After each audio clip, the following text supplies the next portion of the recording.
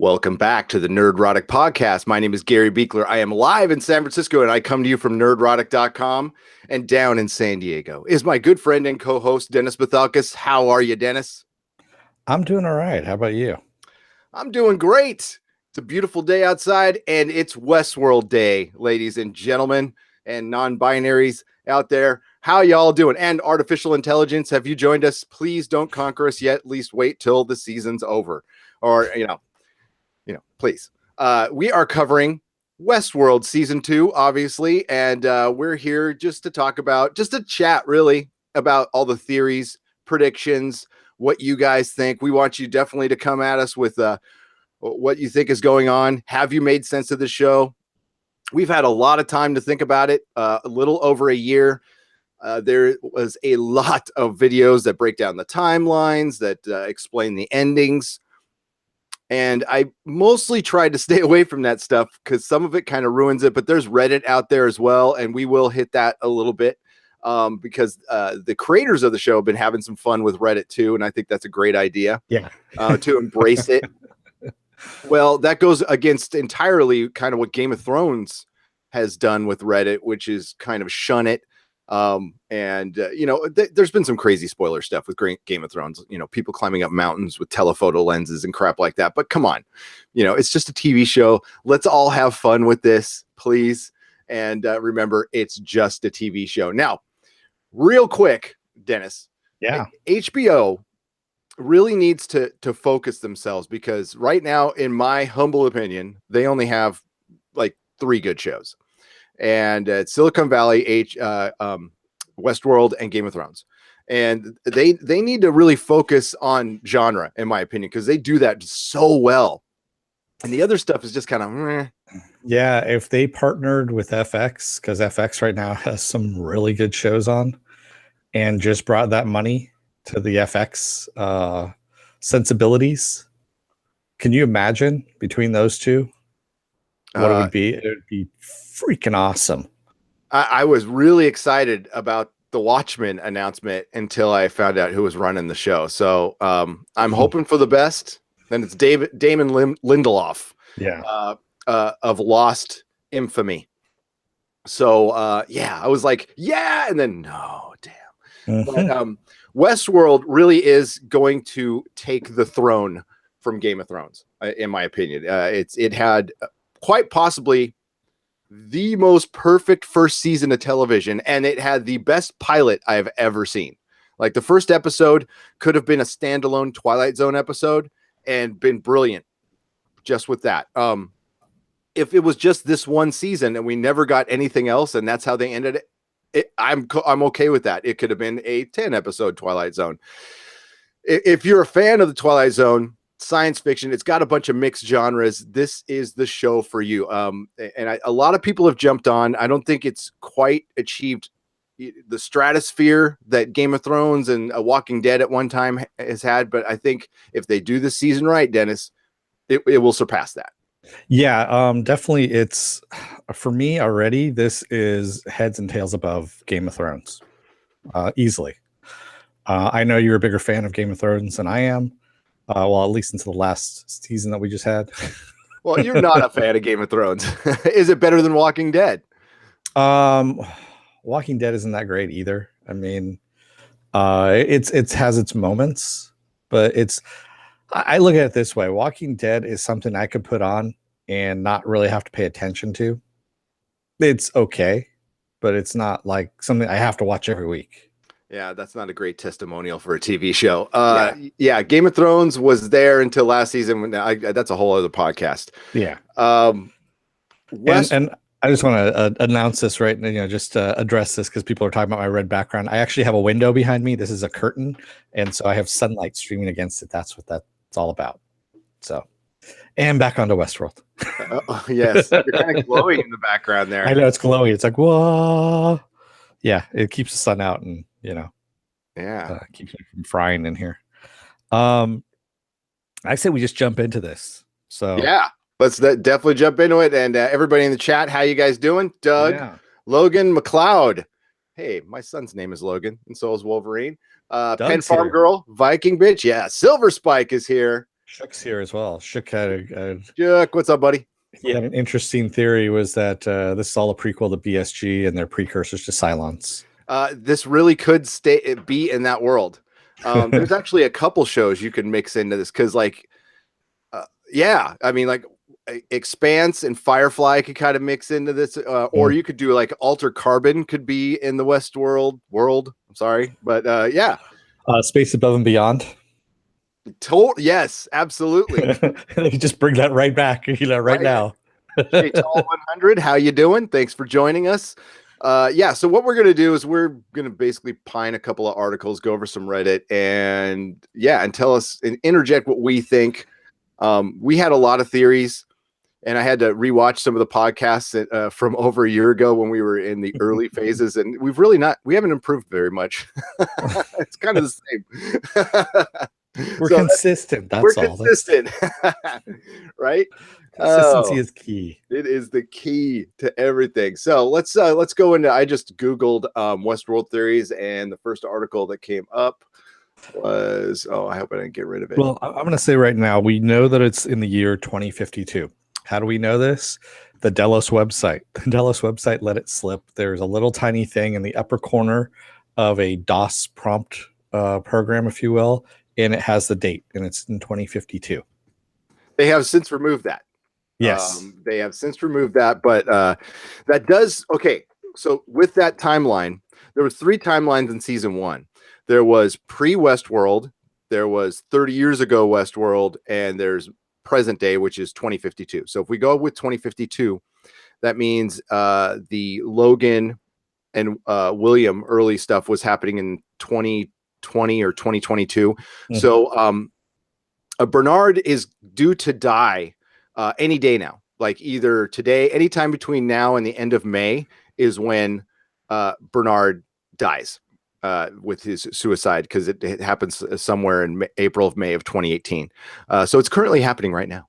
And yeah, so that's our timeline. I thought it was a little farther in the future. I mean, some of the technology is pretty insane, but maybe like 2100. But I mean, that's neither here nor there. Let's roll with 2050. It's based on the movie. So I mean, the movie, I think they're using the movie timeline, the original Crichton movie, Yep.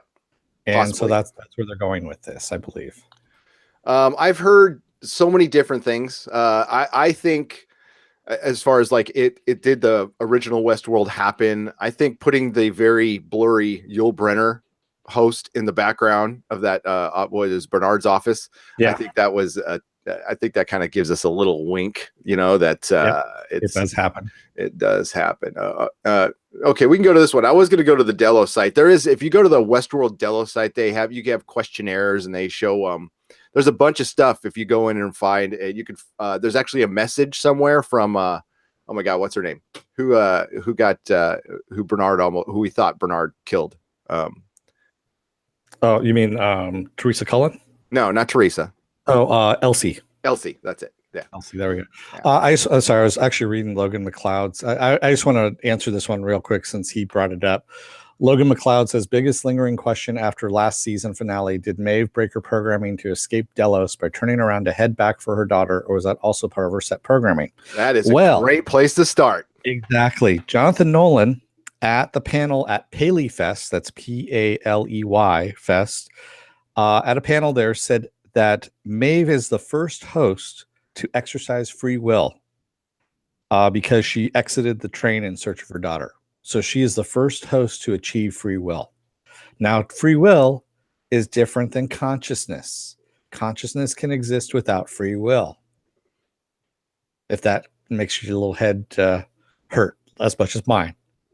It does. And that's why we have kind of the yin and the yang of this. And we will get into that, because when season 1 ends, and a couple of videos have pointed this out, it's like, who's our protagonist? Like who are the good guys in this? And it's Maeve.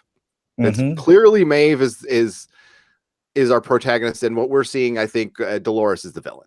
So I think that's pretty obvious. And then, the man in black, William, I mean, obviously a villain, but maybe there's a means to what he's doing, that, there's a method to his madness. Yeah, and this just confirms what you said. That's the first theory on this. I don't even know what the website is. Games Raider. Never heard of them. But you're getting tons of free credit on the wonderful Nerdrotic channel here. Yeah. This is just what you said. What is revealed that's most of Maeve's self realization and rebellion was actually an illusion of consciousness or conscious free will, programmed and currently unknown by an unknown entity through visible references to Arnold in her code might be a clue. Now, that was a lot of the little iPad stuff they had on there, even with the project, infiltration of the real world. I'm paraphrasing there. By paying, go on. Oh no, I was going to say this actually brings up another interesting subject is about Arnold. So Felix was using Arnold's old codes. Is Felix Arnold's host? Like, is he a host that's been programmed with Arnold as a backup, basically in case Arnold died or was killed, kind of as a failsafe, and is now being brought back as Felix, has infiltrated the programming department, if you will, and is now trying to write his own code and continue what Arnold was doing in the first place, which was sabotaging the park. Well, in the fact that he was trying to like bring that bird back to life, and it was clearly against the rules, and that goes into the question: is everybody a host? Exactly, which we will get into. That's kind of, we're going to save that for the end, but you got to bear with us. We're going to go everywhere with this. Everywhere. And yeah, and ask a question anytime you want. We're just going on this article for a minute here. For whatever reason, Mae was meant to stay on the train and go to the outside world. She was programmed to, but instead she made a decision to go back for her daughter. And she did not, she did that not because of any falsely coded identity, but by this point, she's finally aware of how artificial that earlier life was, by making completely informed choice about who she wants to be. That conscious self-realization right there. While Maeve's path to awakening might have been faked, some part of has naturalized her to the idea of free thinking, and somewhere along the line accidentally triggered the real thing. Her evolution along this path, parallel to Dolores, is going to be a major theme. Obviously, thank you for stating the obvious there. Yeah. With Maeve, and that's what Bernard, I think, realized. Right, was one of the early scenes when Bernard and Dolores are talking about the death of his son, and Dolores, responds to him, and that's the moment where Bernard's like, whoa, she has achieved conscious, and it's not how they intend it. That's the thing. And that's where the revelries come in. I mean, the basic theme from last season was the consciousness comes from pain, love and pain. Mm-hmm. You can't have not one without the other. And William discovered this maybe first. We don't know. He was like third actually, but Ford didn't believe it until the very end. And we really got to get in the Ford, because they paint him as like not as evil as he actually is. It's probably he's evil. Ford actually stopped. Okay, so he was the one that we know killed Arnold, because he set up Dolores to kill Arnold. We know this. Arnold looked like he was willing to die. He was sitting down in the chair playing the record, and I think that was a suicide. I don't know. I think he was found out, because he was the one that was trying to sabotage the park, because he knew that what the park was going to become. So he was trying, for the first uprising, he was trying to sabotage it to make it so that the park would never open. Yep. And then Ford, of course, I think took care of that by killing Arnold, but also wresting control back of the park. And now it's 30 years later, and he's finally realized that Arnold was right. So for that to happen, that whole scene with Dolores popping off Arnold and Arnold willingly going was fake, maybe? Because that's the only way that could happen. I think Arnold was destroyed by the death of his son, didn't want to go on, and saw that even though that he had brought consciousness to the host, that they would just be used as super soldiers or some crazy shit, and it just wasn't going to lead to no good. So let's blow the whole damn thing up. And Ford stopped that, we only know the first layer of this, and I think this is a good point for you to bring up what Teresa says in the very first episode. So Teresa, in the very first episode, and I quote, says, "Westworld is one thing to guests, something else to the shareholders, and something completely different to management." Now, Teresa Cullen was the head of quality assurance. She said this in episode 1, and of course, Ford had Bernard kill her, and of course, dispose of any evidence that she was around. Yes, he did. And this isn't the only person we believe that Ford's had killed, too. Yeah. And let's get to the chat a little bit. I've got a guest here, by the way. Wait, check. Embarrassed is here. Yeah, my guest is laying on the couch, luckily. On the hangout. So one of the things that OolTube, OOL-Tube02 said, that could the plot twist be that they find out that they are really living in an ancestor simulation? I know he was joking about this, but at the same time, there is a theory out there that Delos is testing the simulation hypothesis. Now, what is the simulation hypothesis, you might ask? It's the one that was just recently debunked, saying that we all human beings are living in a computer simulation. And so Delos is putting this simulation to the test, seeing that if the robots can actually break this simulation or break out of their programming, so can humans. And that's what this whole thing is all about. Yeah, that was we had thought about that one about 4 episodes in.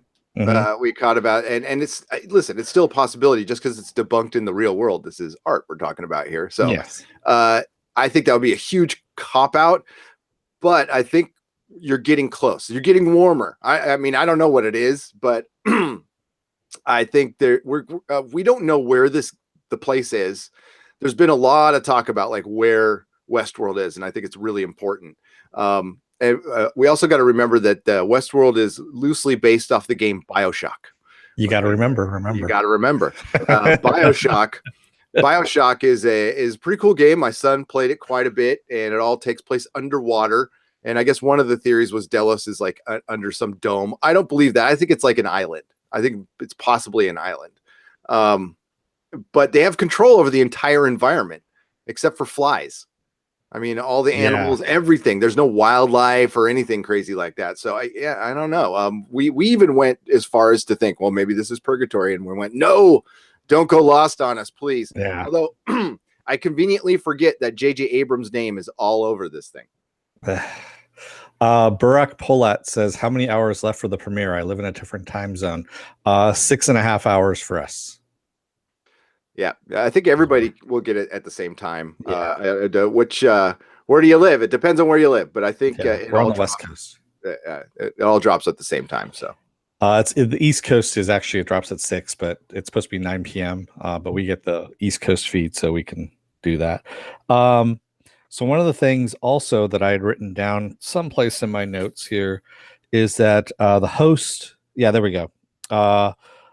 Host has 2 different meanings in this world. Host is both the robots, the androids, if you will, and they are also the guests. Really? Yes. Interesting.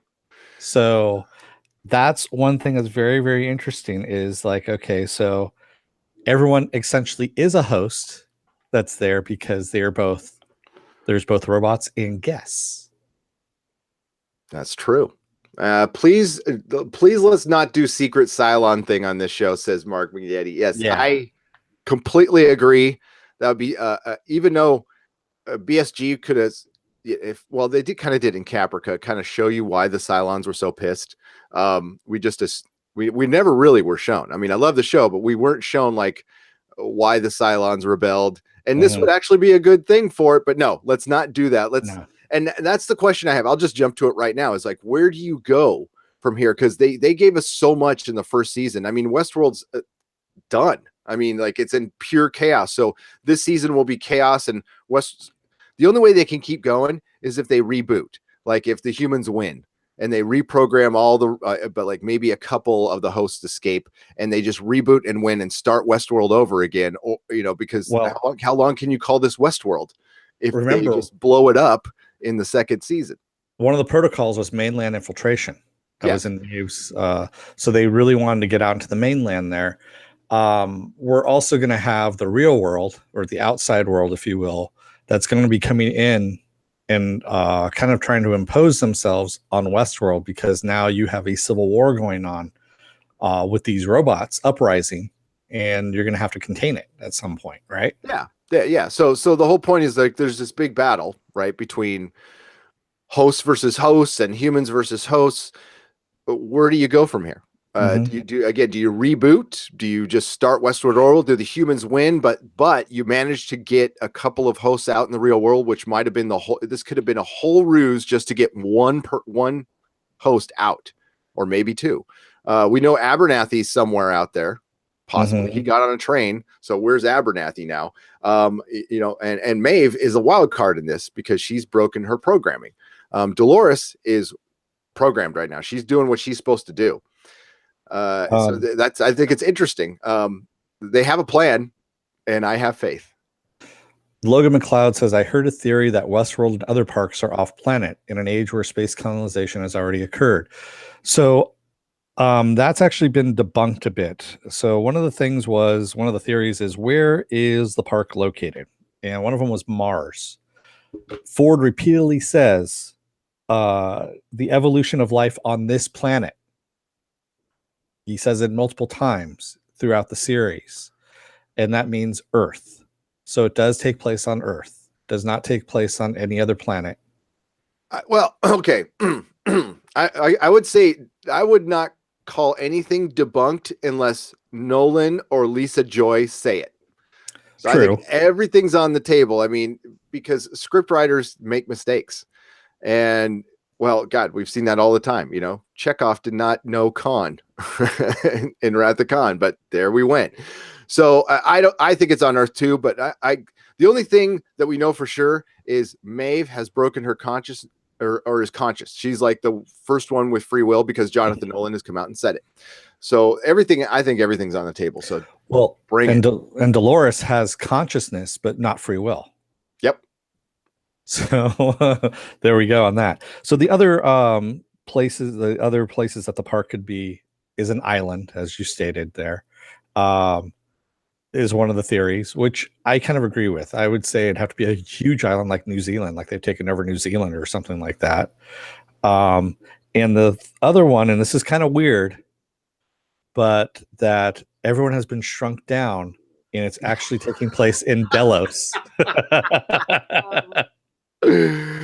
Oh, that would be funny and terrible all at once. Whoever came up with the shrunk down, no.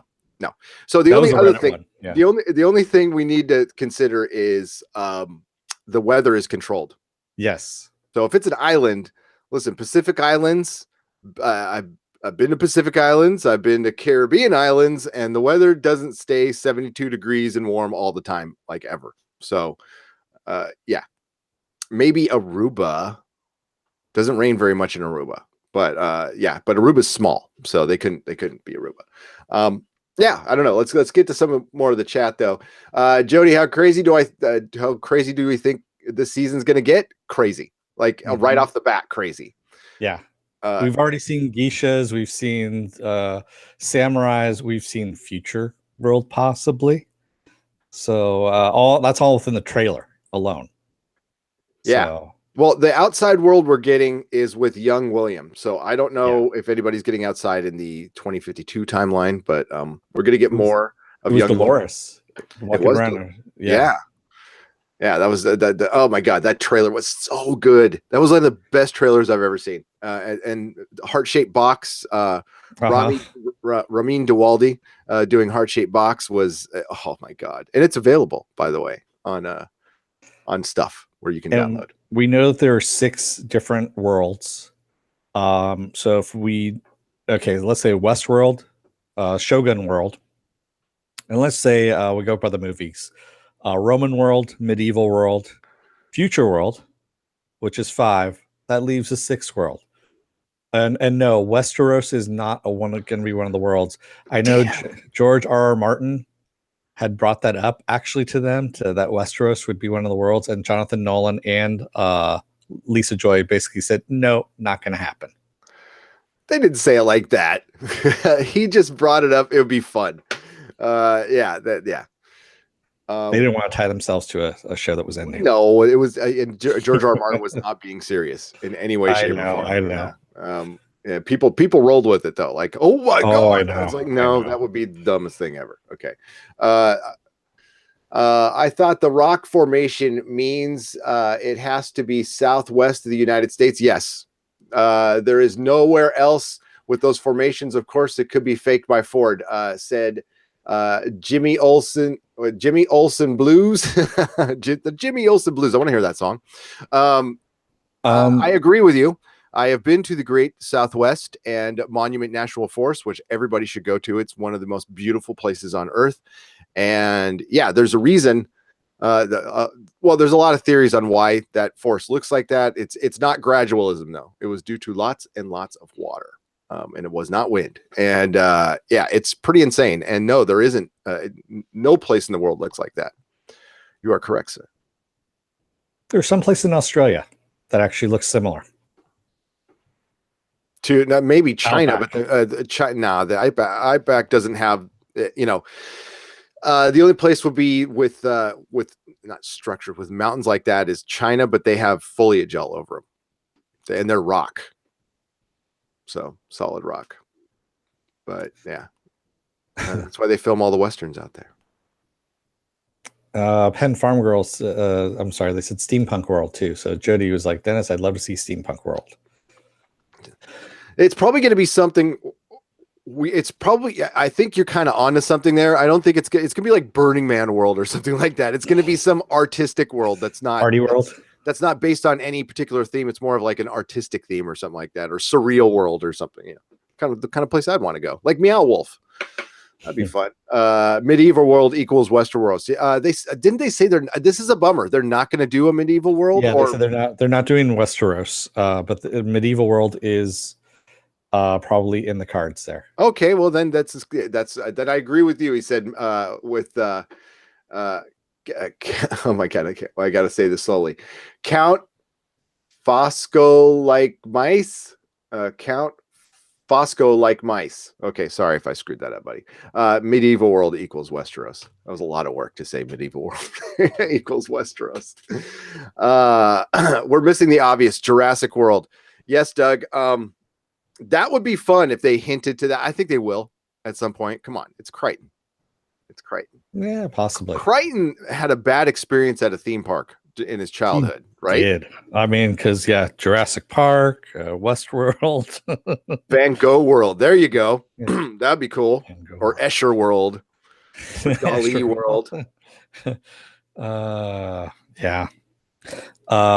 Logan says we did see Mav wearing a kimono. Can't wait to see Shogun World. Yeah, Shogun World's gonna be awesome. That's gonna be. Didn't we see one of the girls like firing a machine gun or something like that in the trailer? Yeah, that was Dolores. No, Maeve. Excuse me. Maeve had the machine gun. She's just sitting there like. Okay, so if Maeve started her own awakening, other hosts can do the same. Do we think so? Let's you got to you remember also that I caught myself on that one. You still take a drink.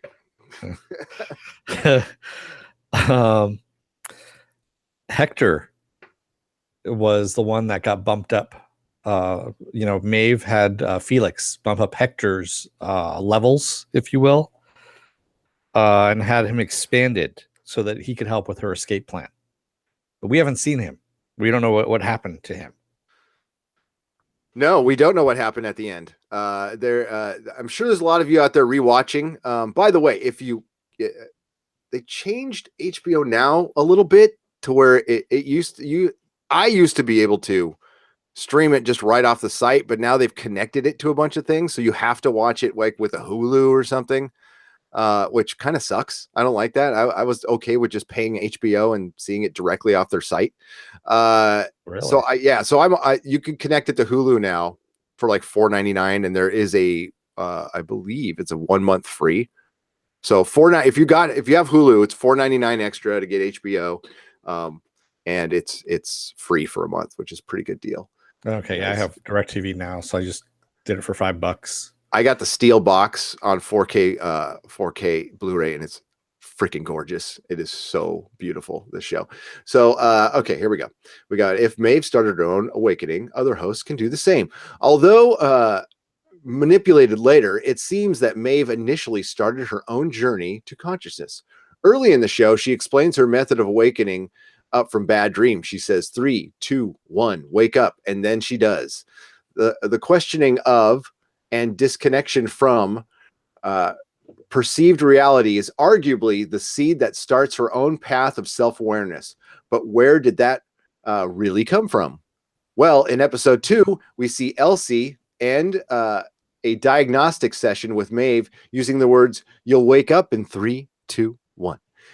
Given the very similar wording, Maeve might well have internalized this process on some level and then evolved it subconsciously. That's interesting. That's good. So, Oh, you know what? Actually, this plays into what Ford said when he was talking to Bernard about the consciousness of the hosts and how they have an internal dialogue in order to help them. That's what yes. that is.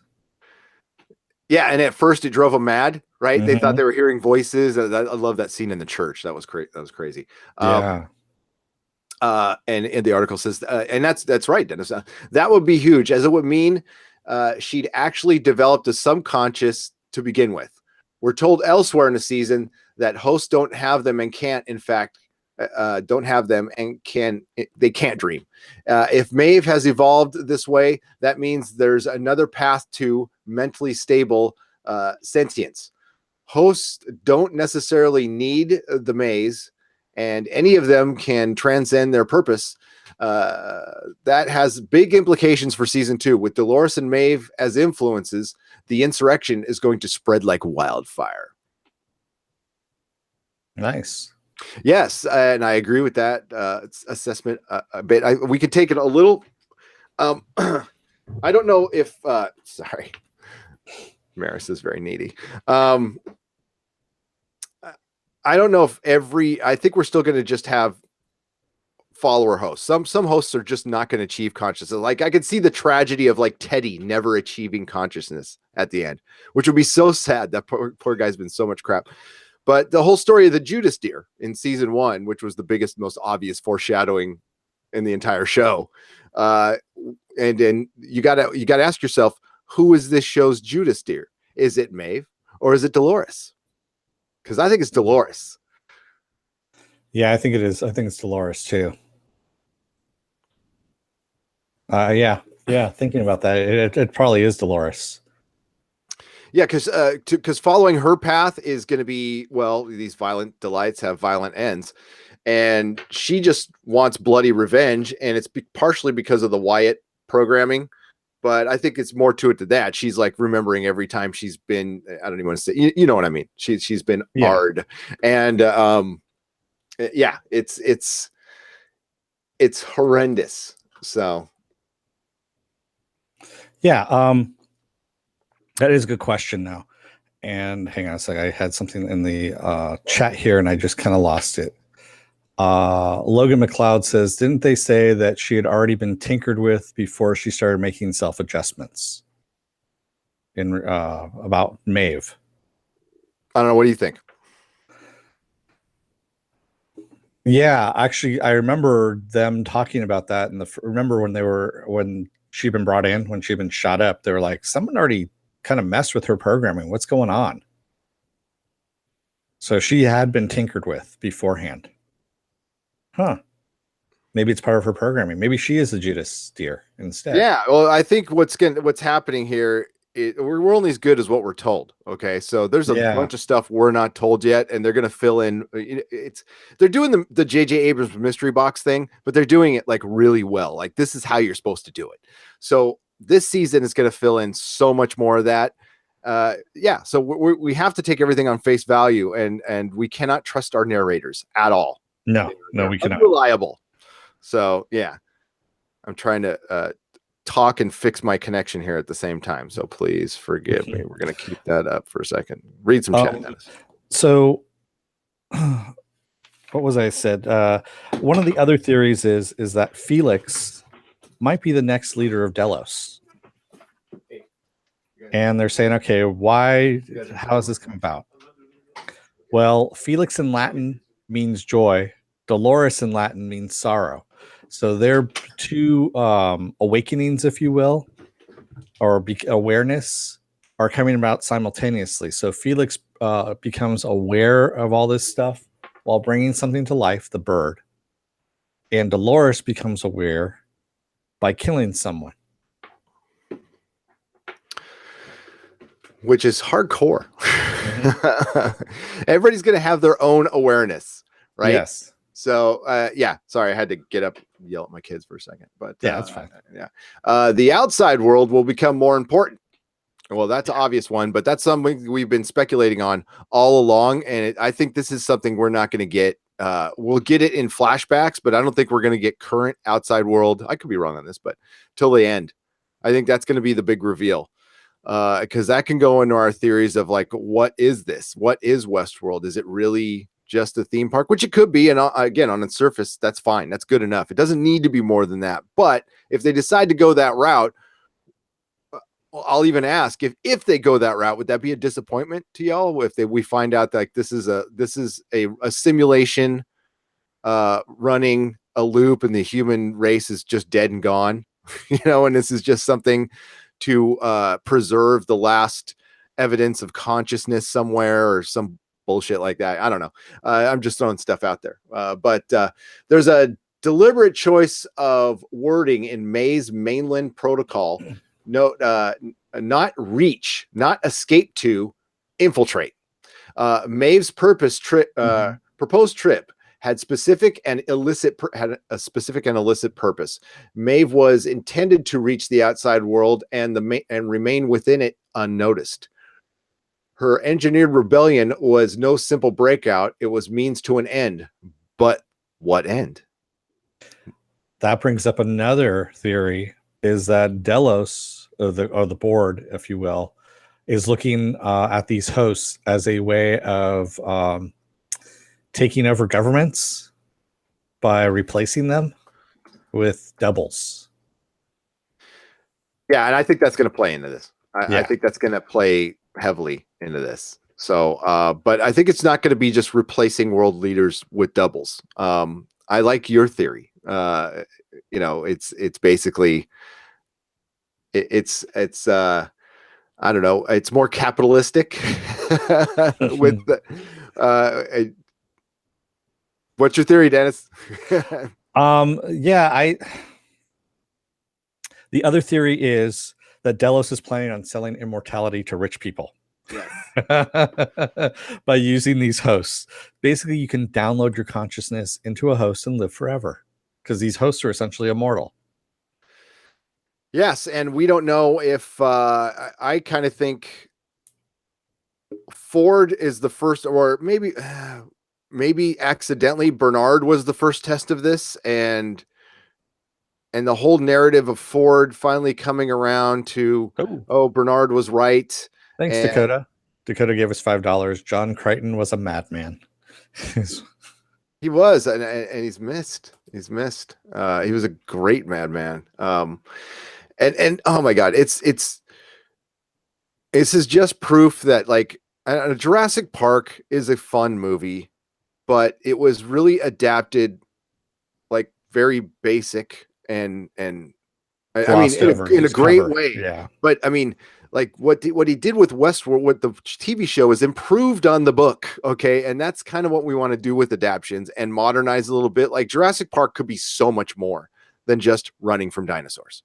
And it's not, and it could be, more than spectacle. It's way more than spectacle. So, where was I going with that though? So before that, I just completely lost my train of thought. Sorry, this is about the immortality, selling it to the rich and So, downloading. yeah, okay, yeah. So Bernard did it accidentally, and instead of believing this whole like Ford believes that he's like good now, he's like, oh, I understand what Bernard. Well, not good, but he understood what his partner was getting at, and it took him so many years, and he was a man at the end of his life full of regret, but he had the ultimate god complex. He was a prick. He was killing people. He was a sociopath. I mean, you name it. He was just an evil person. I think he found a way for his own more immortality, and yeah, that's the only way that guy would kill himself at the end, other than like he's about to lose his park. Okay, but he could have fought back and still tried to live at that point. So I don't think Ford would just try to kill himself. He's done too many nasty things. He's too much of a survivor to do that. So I think he might be downloaded, and he might be the first test of immortality. So I think you got a good theory there. Well, yeah. Also, he's got too many little hidden labs all over the park, to the point where what's the best way to make people leave you alone so you can work and do everything you want to do in private is to make them believe you're dead. Absolutely. Absolutely. So do I think there's already out there that the Ford that died at the end, by the way, spoilers if you haven't watched the first season, I don't know why you might not want to watch this podcast. Was that a host body that died? We saw a body being constructed in Ford's office. Now, you and I talked about that. I went back and looked at our podcast, and we both noticed that it was small. Mm-hmm. So Anthony Hopkins is not a big dude, but this looked like the body of either a woman or a child to me. Now, many, many people, including myself and you, I think too, think that that's Ford at some age.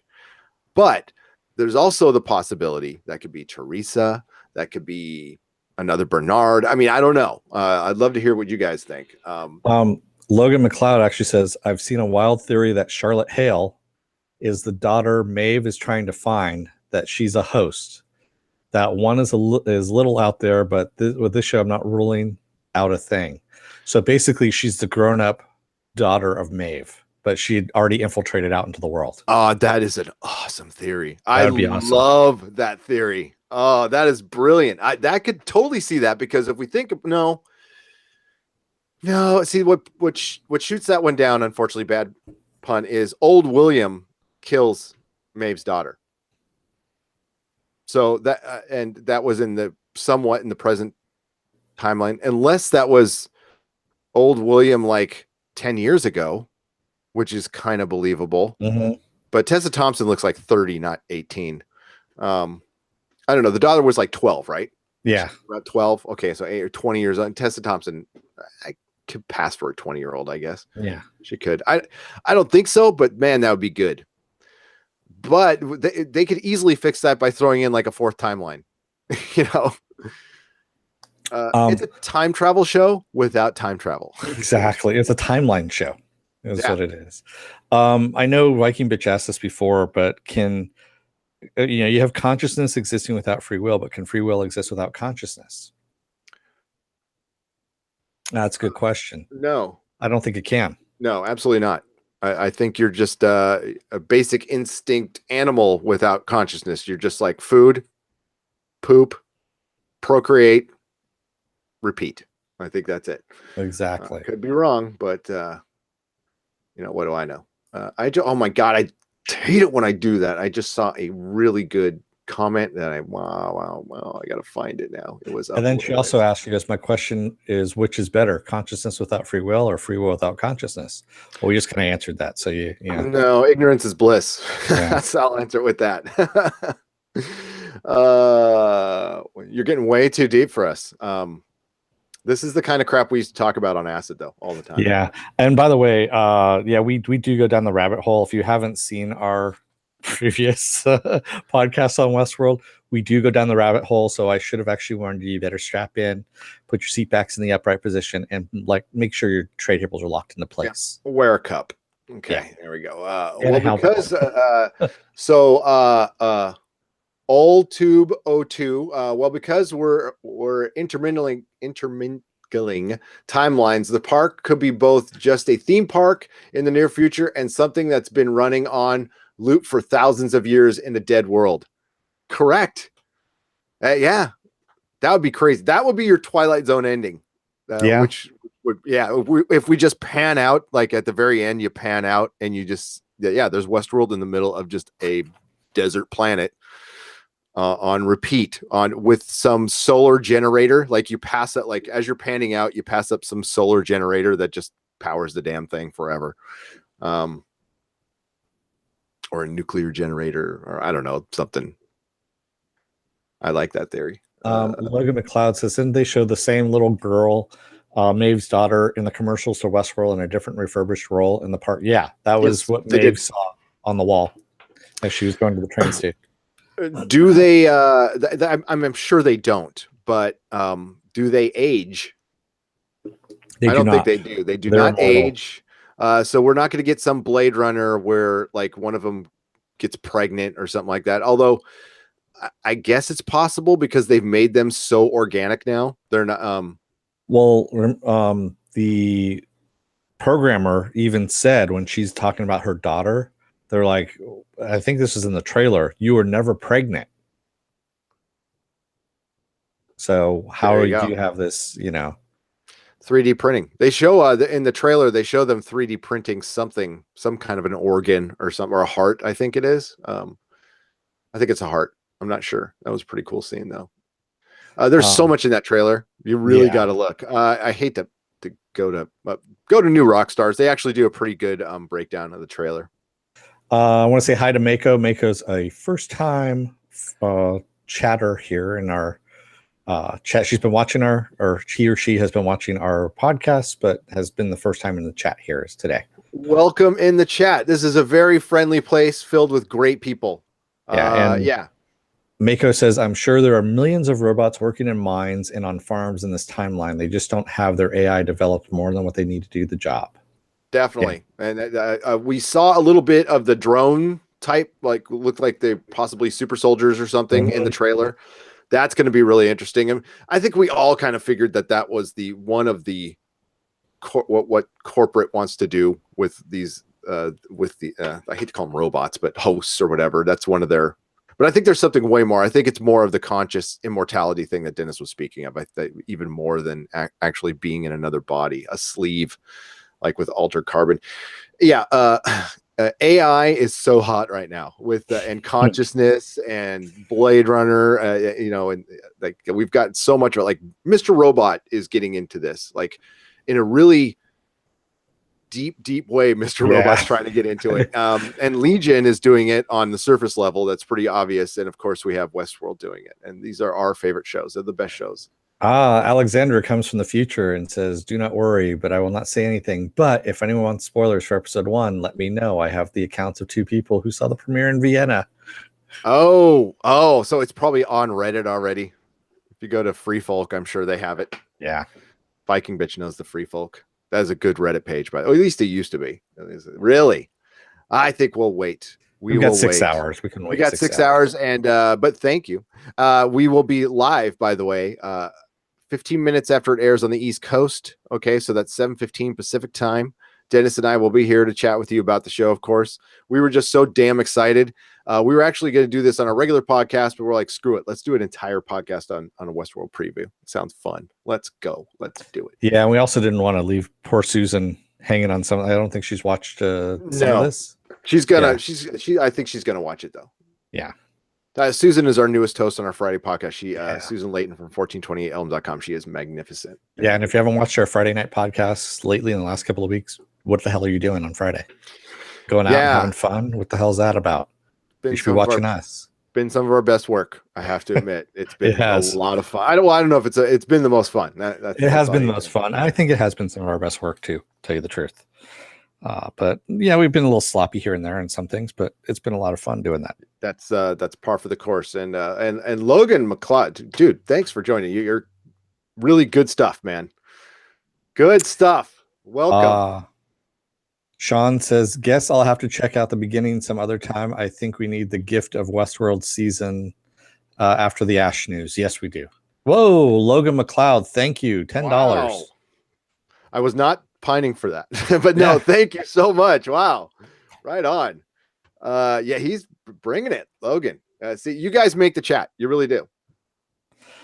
So I'm going to go over really quickly some of the characters here and what we've already gone through in season 1. I'm going to pop. Sorry to interrupt you there, pal. But Logan says, big fan of the channel, guys. Found it a few weeks ago. Hooked on the Legion and the Expanse recaps. Keep up the good work. Thank you so much. Thank you. We will try not to disappoint you. We will do our very best. And thank you for the super chat, Logan. I'm glad you like it. And Viking bitch says, not today. What's not today? Jody asks, when is Doomcock coming to Nerdrotic? Not today. Well, yeah, I've been waiting for the email. So it's supposed to be today or tomorrow. If he contacts me, we got time in between.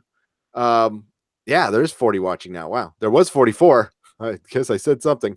But it's cool. It's all right. Doomcock, we're shooting for today or tomorrow. So we'll let you know. We'll definitely let you know. He's a busy guy. I'm busy too. But I thought Viking bitches not today was what do you say to the god of death, Viking bitch? Not today. Not today. So I'm going to go through a really quick rundown of characters that we know about in season 1 and where we are at with them at the moment. Sound good? Sounds good. All right. So we have Dolores. Dolores is the oldest host in the park. And she now remembers everything. She's the one that's leading the robot revolution, or the host revolution, if you will. Maeve is an awakened host as well, who pressured Felix into enhancing her skills. She's searching for her child, and she's the first one to have free will. Teddy is Dolores's boyfriend, who has seen her kill the entire town. He thought was Wyatt, when he was doing this, but he's actually remembered now that she is Wyatt. And Wyatt is a never seen villain in Ford's narrative who massacres the entire town. And we found out his personality has been merged with Dolores's, which is really kind of messed up when you think about it. Briefly. We see him briefly. He's got he's redhead, bearded guy. But that was actually just a misdirection. Totally. That could have been just like how she sees or how we see them. That's how Teddy saw her. That's how he was forced to see her. Yep. Yeah. Clementine was made violent by Delos's board of directors in order to prove that the host could go violent. And she was lobotomized and put into storage and replaced by another host. But we saw her at the very end of season 1. She was the one that shot the man in black in the arm. So she's awakened now as well. Lawrence, he's an outlaw who keeps popping up here and there. This outlaw host who has helped the man in black, William, and also Dolores at different points along the storyline. He's actually kind of like that character in the video game that pops up and gives you that clue that you need to continue on. It's kind of weird. But then we have Hector. Hector is the other outlaw who Maeve had his mind expanded by Felix, and it was supposed to help her escape. But we haven't seen him. We don't know what happened to him. He kind of disappeared. Yeah. We've had a couple people just disappear. Yeah. We'll get into. Of course, we have the man in black, and this is the older version of William, and possibly part of Delos's board of directors. Yes. We're not too sure about that. And he's searching for the maze. The maze, of course, is not for him. We found out the maze is actually for hosts, and it's part of their consciousness, how to become conscious and self-aware. And he's gone through the entire park over these last 30 years, killed everything, screwed everything, pretty much done everything you can. That's the most interesting thing in the show is his trip through the park. It looks like at the end we get the reveal that it's both young and old William, and on the surface it looks like it's 2 trips through the park, but no. At least on the young one, that's multiple trips through the park. Like each scene, you're seeing a different version of young William. It's up to maybe under 100 times, but like it's insinuated that each scene is a different time he's gone through the park. I don't know if that holds water. I haven't tested that theory, but New Rockstars brought that up, and I think I can't remember who else did, but there wasn't. I think it was Collider or something like that, and that was really interesting because there are tiny differences sometimes, not all the time, I think a couple of scenes here and there connect, but you could see like remember I complained about oh my God, I'm forgetting his name now. The guy old William drains for blood. Oh, for Teddy. He's got a different haircut in two different scenes, and I'm like, God, what's up with the editing in this show? He's got a different haircut. I'm such an idiot. Like they actually changed his hair to show that it was two different timelines. It was brilliant. I was the guy who was in the Boondock Saints sequel. Yeah, I know who you're talking about, and I can't remember what the character was that he played. I just know he was supposed to be a bit character in there. Yeah, I can't remember. Logan McLeod actually asked, whatever happened to the snake-skinned host who escaped post-credits? Well, yeah, she cut off her arm, and last we saw was that she was facing down some guards who had machine guns with a samurai in the next room behind her that had his sword out and was going after some other guards. The reason why I know this, I just watched this last night, so I was watching that end part. It will surprise nobody that she is my favorite character. Yeah. Very cool character. Tattoo. Yes, and badass. Yeah. So also with the Man in Black, his wife recently committed suicide and his daughter hates him in the real world. They gave us enough background on that one. He's also young William, who we've seen in different flashbacks, as Gary has said, throughout this season. And he had an experience in the park where he realizes that he's actually a sadist. And that's when he changes from his white hat, which he was using as young William, to the black hat that we know him as in the Man in Black. Man, that was a good episode. That reveal was so good. Yeah. And then, of course, we have Logan. Logan is William's future brother-in-law, who we don't know what happened to him because William set him on a horse with no provisions and just set him off into the wilds of Westworld. Lawrence El Lazo. Sorry, folks. That was Lawrence, the guy I was talking about, by the way. Sorry to interrupt you there. Yeah. But no, so we don't know what happened to Logan at all. So I don't know if he's going to pop back up again. That'd be kind of interesting. Logan is in the trailer where you see the Native American riding up to a guy who's like tied up to a post. Tied up to the post. That is Logan. There is a lot of speculation on who could play old Logan. I think they should get oh my God, Josh Brolin's dad to play him. Because he's kind of based on his character. Nice. And from the original Westworld. Yeah. So I would bring him back to play the older Logan. I think that would be fun. That would be brilliant. Yeah. So we also have Robert Ford, who's the co-founder and creative director of Westworld. And he's the one who puts the narrative in place that's been on hold for the last 30 years, basically, that he's been putting together. And he may have had Dolores kill Arnold 30 years ago. So we don't know for sure on that one. And he also may be dead at this point. We're not sure either. So there's a lot of questions there. Yep. And then we have Bernard Lowe. Bernard Lowe is a host that was made in Arnold's image by Ford. And he keeps repeatedly waking up, discovering things, and Ford keeps erasing his memory, which is just really kind of fucked up. And I want to get, there's a quick comment from Brandon Branders. Yeah. Forgive me if you've read this before, but I still find it curious that free will was essentially programmed in. I think Ford has an interesting long game in mind that we're not privy to yet. Agreed, Brandon. Yeah. I think that's what's going to happen at the end of season 2. Like, it looks like the for lack of a better term, the robots are going to win, and they're not. Everything's going to get reset in some way, and the plan's going to go sideways. And I think Bernard is the key. I mean, it's no question that he is a host. Okay. He's been made.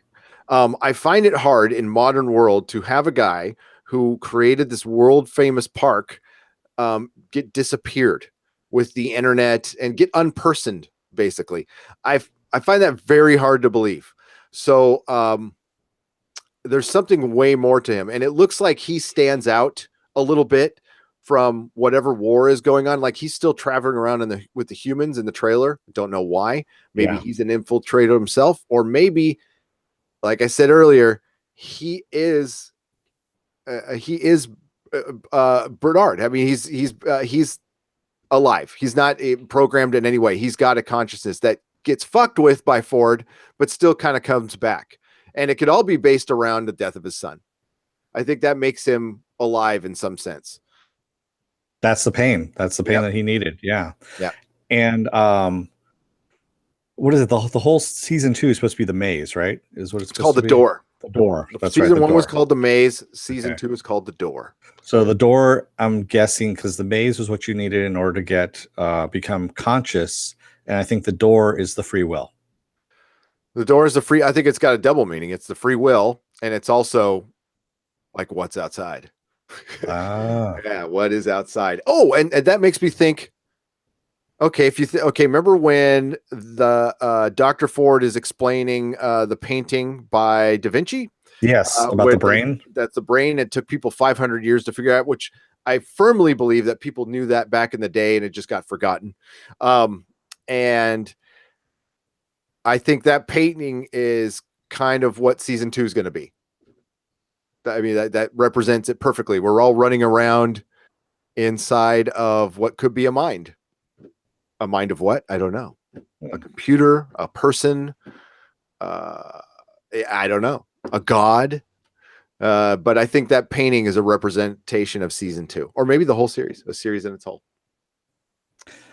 And then we also have Charlotte Hale, who's the representative of the Delos Board of Directors, who is trying to remove Ford and push Lee Sizemore. Lee Sizemore is another narrative who's been taking over, a guy who just writes these really hackneyed stories that are just very stupid and dry and visceral. I think he's just a wrapped up version of the Hollywood scriptwriter or the Hollywood producer. I don't know, the Hollywood producer. And she's smuggling out Ford's tech and using Sizemore also to do that as well. So they've been smuggling out Ford's tech out of the park little by little, which is kind of interesting. And didn't they try to smuggle it out with a satellite phone, right? Yeah. Okay, so they needed satellites. So they've got the communication so locked down in this place that you need satellites to get out. That's something to think about too. Yeah, so we haven't touched on that at all. Until we saw that, what was like episode 6, I think it was. Yep. And we haven't touched back on that at all. No, we have not. But that was important. I thought they would get back to that. Yeah, exactly. That was a big reveal, and nothing happened. Or sometimes they answer stuff like Moffat was really good / bad at this. Stephen Moffat from Doctor Who, is he would answer stuff, but it'd be so quick. It's like, well, that was your reveal for that. Oh, I know, really. So. And then we also have the littlest Helmsworth, Stubbs, who's the head of security, who disappeared while looking for Elsie, who's the programmer that also disappeared. But we saw that Bernard may have had something to do with her disappearance. So, yeah, we don't know what's going on with either Stubbs or Elsie. Yeah, Elsie, I mean, clever girl, okay, but she's clever girl. Clever girl. I don't know if she's can survive out there. Maybe she finds some food stores because she's been out there for a long time. And Stubbs, Stubbs got it looked like he got shanked by a Native American. He definitely got jumped. And it doesn't look good for Stubbs. And I like Stubbs. I don't know why I like Stubbs, but he's I just like he's the most practical person there when he's like, hey, listen, I sleep with my gun, and like Elsie tried to judge him for it. And he's like, I am one line of code away from being like, well, seeing he was right. Being shanked from a robot. Yeah, exactly. Stubbs was right. That's our new shirt right there. Stubbs is right. Stubbs is right. Alexandra. Hello, Alexandra. So that's the rundown, a quick rundown of where we're at with all these characters.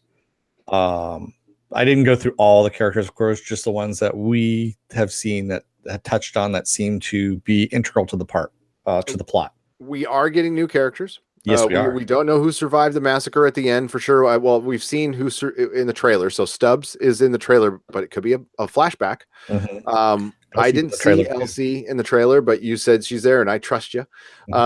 And Tessa Thompson's character is in there. She's got Charlotte. Charlotte's there. So, and no, she's. When did she's like everywhere now? Tessa Thompson. I mean, I like her and Yeah. everything, but like she is cast in almost everything. Yep, she is. She's going to be in the dinner theater in the Mission down the street performing Shakespeare solo. I don't know. Shakespeare dinner theater in the Outer Mission in San Francisco. That'd actually be kind of cool. Death of a Salesman. Death of a Salesman, starring Tessa Thompson. That's the favorite dinner theater fare that they usually do is Death of a Salesman. It is. It is. So we got any good quote? Any good chat there? Go up to the way Alexander says, and don't worry, I didn't share it all over Free Folk. I'm catching it halfway through. Let's go up what she originally said. Last pages. She's talking to Pen Farm Girl. So you guys talk amongst yourselves. We have a guy with a cool name, Tony Space Cowboy. I like that. I saw that. Yes, I saw Tony Space Cowboy. And they're talking about people who've seen the first episode already. Okay, was that Alexandra? Did she see the first episode? Yeah, already? Okay. She did. Yeah. Hey, that's good because we're always seeing stuff before her, and then she's like, "I gotta bounce."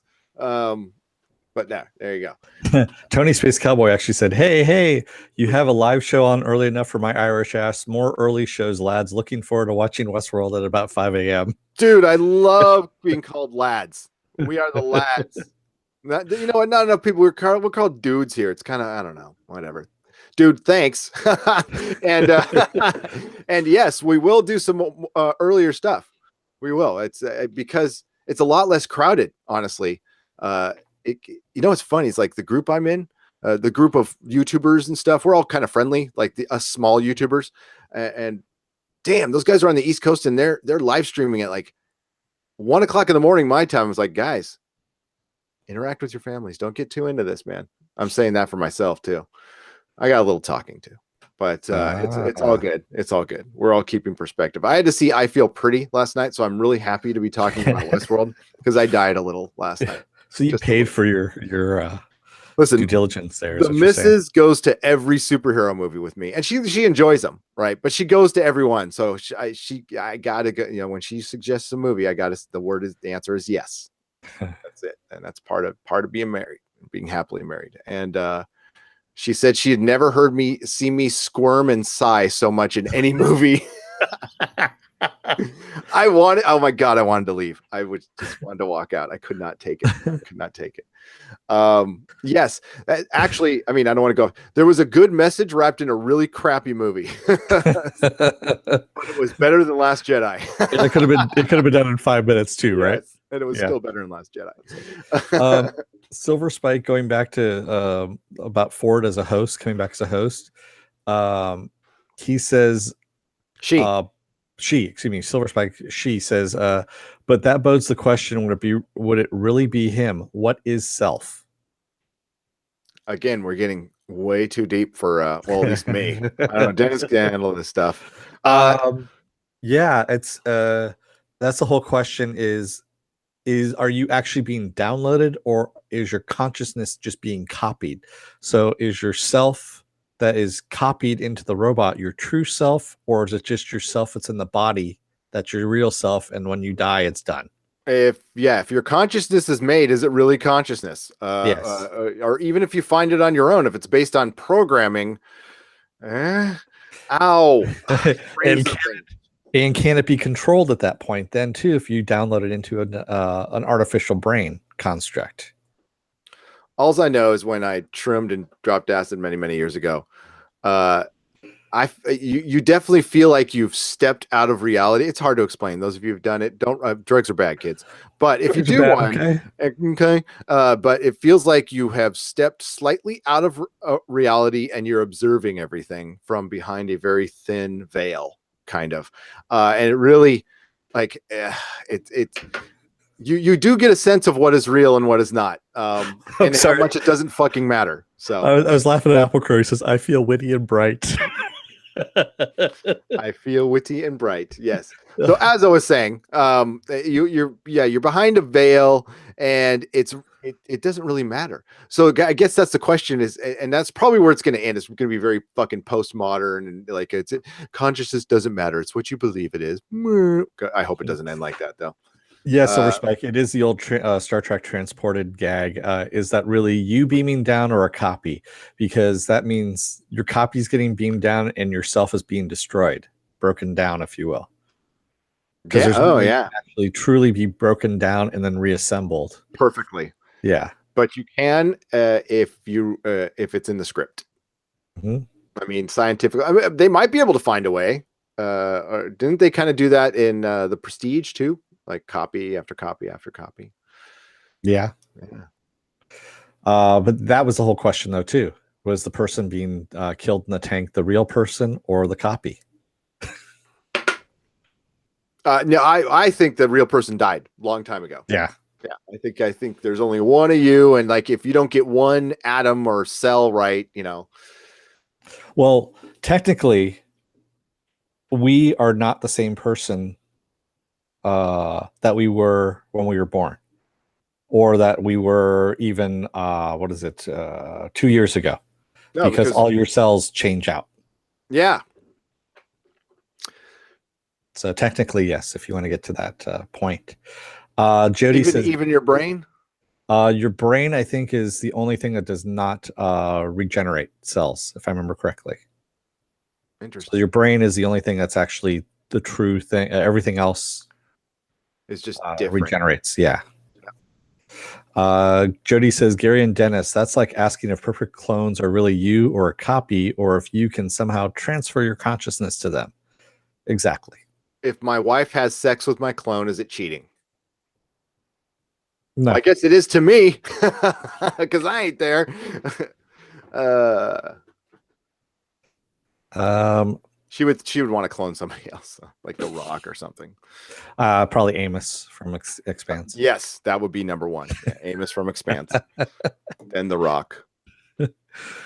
Although she likes Teddy. She likes Teddy too. James Marsden. Yeah, James Marsden. She's a big fan of James Marsden. Yeah. So, where were we? Mark Maginot says,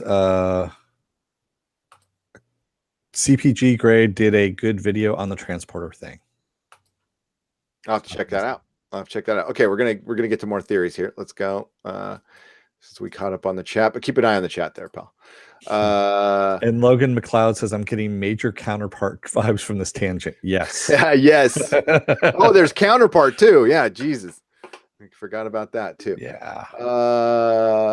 I never really went over this, the outside world coming into play. So two strong possibilities by sending out the most radicalized, aggressively indignant host. Whoever was manipulated, Maeve was either trying to take the eventual war to the mainland or attempt a coup from within human society, which I think that's more what they're going to do. The latter would be more probable, given the wording of her instructions, and there's a decent case for this hidden in the Irish origin of Maeve's name, which means she who intoxicates. Well, also, she who intoxicates, that also brings up the whole Madonna horror complex as well that we were talking about in our very long pre-production meeting. We have Dolores, who is the Madonna, if you will, the chaste virgin, and Maeve, who is the whore. And they actually play with this with color. So blue is supposed to be the purity, if you will, of the Madonna, and Maeve's white and pink ensembles that she's been wearing is supposed to be the whorish aspect, or the more promiscuous aspect of it. And supposedly in season 2, we're going to get a reversal of these two. They're supposed to be two sides of the same coin. A lot of this series deals with two characters that are opposites of the same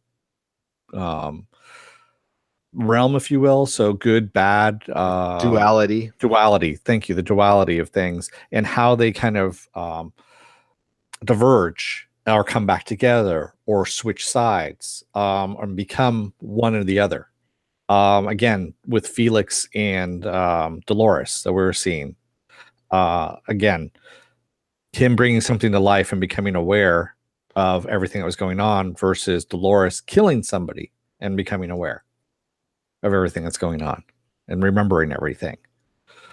Same thing with Dolores and Maeve. You have Dolores being the chaste one and Maeve being the promiscuous one, and them changing out as we go through their journeys as well. Now, this is something I've never heard of this, man, or at least I don't remember it. So the Madonna horror, and it's a complex. Yes. In psychoanalytic, is that what that says? Literature, a Madonna horror complex is the inability to maintain sexual arousal within a committed, loving relationship. It just means you're not into that person anymore. First identified by coke-addicted Sigmund Freud, who gave coke to his patients. Yep. Under the rubric of psychic. Oh man, this is boring. It is pretty boring. But it's dry. Yeah, it's really dry. I'm not going to bore you guys with this one. It just means you're not into that person anymore. Time to move on or spice it up. Do a little, play some games. Do what you need to do. Handcuffs, whips, whipped cream, whatever gets you on. Chips, dips, chains, and whips. Your typical teenage pot. Not talking about candle wax on the nipples. I need whipped cream, lawn chair, and a douche. No. Actually, my favorite thing is from The Simpsons. Is Homer's trying to buy some illegal fireworks, and he goes into they're on vacation and goes into a quickie mart that's kind of got the same people involved, and because I'll take that nudie magazine, home enema kit, no, make it 2, some lube, and a box of your legal fireworks. And when they get home, Marge is unpacking the bag. She goes, "I don't know what you have in store for tonight, but you can count me out." One of my favorite Simpsons gags that they do. Especially the home enema kit. I'll take the home enema kit. No, maybe 2.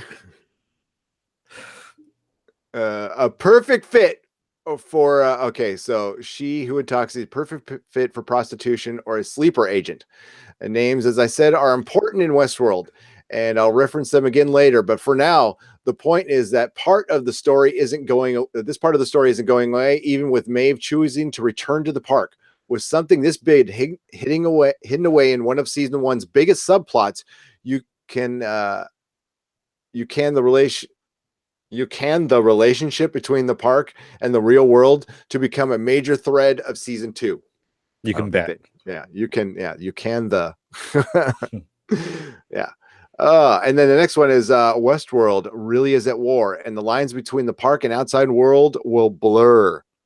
Yes. And that was my big question about it. And what do you guys think? It's like, where do we go from here? It's like we kind of got to the battle a little early. That's what I'm saying. So this feels like final battle, end of series kind of stuff. And I think it's really interesting. They're dealing with it all in a smaller sense in season 1. And we're going to revisit something like this later. Okay. There's going to be a big something or other. I just want to say Tony Space Cowboy actually brings up a good thing. He says, "Don't forget, lads, Mauve is just Mauve, whereas Maeve, whereas Dolores is Dolores and Wyatt." Good point. Yes. Very good point. I forgot. And she's she's not conscious yet, or she's not on her own. She doesn't have any free will whatsoever. She doesn't have any free will. She just has consciousness. That's it. She remembers everything. She's pissed off, but she's still doing what she's programmed to do. Yeah. And Maeve's on her own. Maeve is broken free. Everybody else though, and then there's the question of who do we think? There's real people that could be hosts. Yes. So that's good. One of them is going to be revealed. Like who? Charlotte. That's a great. That Charlotte maybe being Maeve's daughter or being something would be one of them. Or it's going to be one of the main characters. They're going to do it one more time. Yes, they did it with Bernard. I think we got one more in there too. Possibly. So also the whole thing about everyone's a host actually kind of makes sense if you're in a theme park where you can get killed by falling off a mountain or something like that, and you want to reduce liability. What's the best thing to do is to actually download your consciousness into a body. Or if you want to, that's a great point. And you want to be more sinister. Somebody went to the park, killed themselves, and instead of getting sued, they just made another one and sent them home. but all of a sudden, like he can't get his wife pregnant anymore or something like that. You know, there's like little differences, but I don't know. I don't think they're quite there, but they could be there. Although he wouldn't age, that'd be a problem. He or she wouldn't age. All right, so Yeah. Westworld really at war, blah blah blah. Well, with the park rules effectively switched off, a growing number of hosts able to kill humans and willing to do so, and Westworld mastermind for dead, we think, having sacrificed himself to facilitate the uprising. Conditions in the resort have changed forever, but what have they changed into? There are two options. Either Westworld will continue as a theme park of sorts, but attracting only the most desperately unhinged psychopaths and death wishers, Yeah. or basically anybody who like climbs up Half Dome, or all pretense of holiday resort will fall away, leaving Westworld to become ground zero for a new civil war between hosts and humans, which would end really quickly if they can contain them. Just get rid of Westworld, but it might not be that easy to do. As the former openly assert their independence, the latter seems more likely, and given Maeve's intended use as an infiltration agent, this was perhaps Ford's plan all along. And if Westworld is going to become effectively the site of a burgeoning new nation, the park's frontier theme makes a hell of a thematic fit.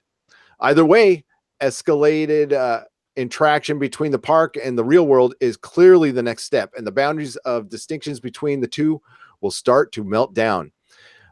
We now seen more explicit human incursion into the park in recent trailers, alongside Dolores appearing in a modern city, with the hosts starting to explore their humanity in various different ways.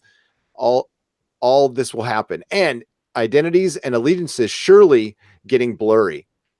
It's going to lead to a very interesting thread of the overarching chaos theme, but it's going to even be messier than that. With the and that goes into the next one, and it's going to be messy. This one's going to be good because, like, last year's plot was like it was intriguing, mysterious, and clean. It was like very well put together. This one's going to be kind of all over the place. That's why it's called chaos, and it's going to make for a different show. It's going to make for a vastly different show. You know, I just thought of something too when you were reading that. And they kind of brought up a good point that Westworld becoming a new nation and where it's set at, it would be actually appropriate. If you think about all the different worlds, like Shogun World, Medieval World, Roman World, those are all different portions in time where different, I guess you could say, rules of civilization came about and were created.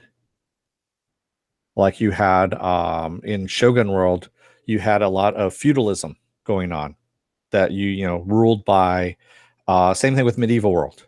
You were ruled by a king, but you also had some ideas that were brought up in each of those times.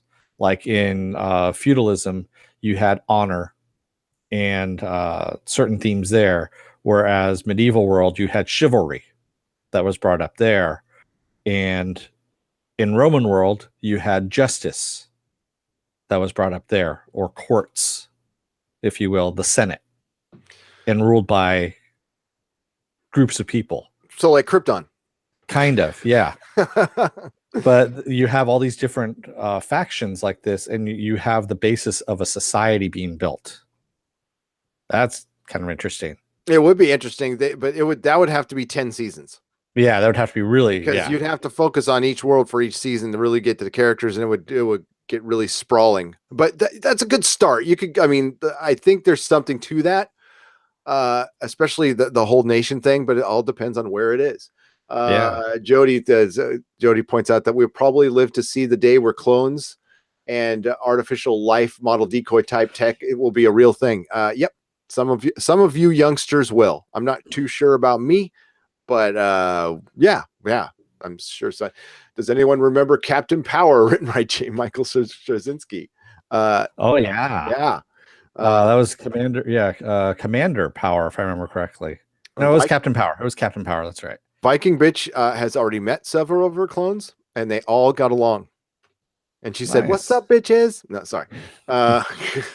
Alexandra Sandu says all actors kept saying in interviews that this season everybody will show a side completely opposite to the one we knew. There we go, bringing Yep. about that whole flip that we were Yep. talking about. Definitely. Penn Farm Girl says, "Cool. The world needs more Viking bitches." Totally agree. Yes. That's why our Mako subscriber count went up. Just kidding.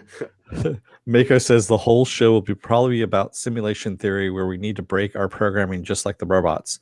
Elon Musk is friends with Nolan and always talks about how we live in a video game. Yeah. Oh man, I can't. I got a good email from Elon. He sent out he sends out emails, and I can't say what's in them, but they're funny. They're so funny. I kind of love the dude.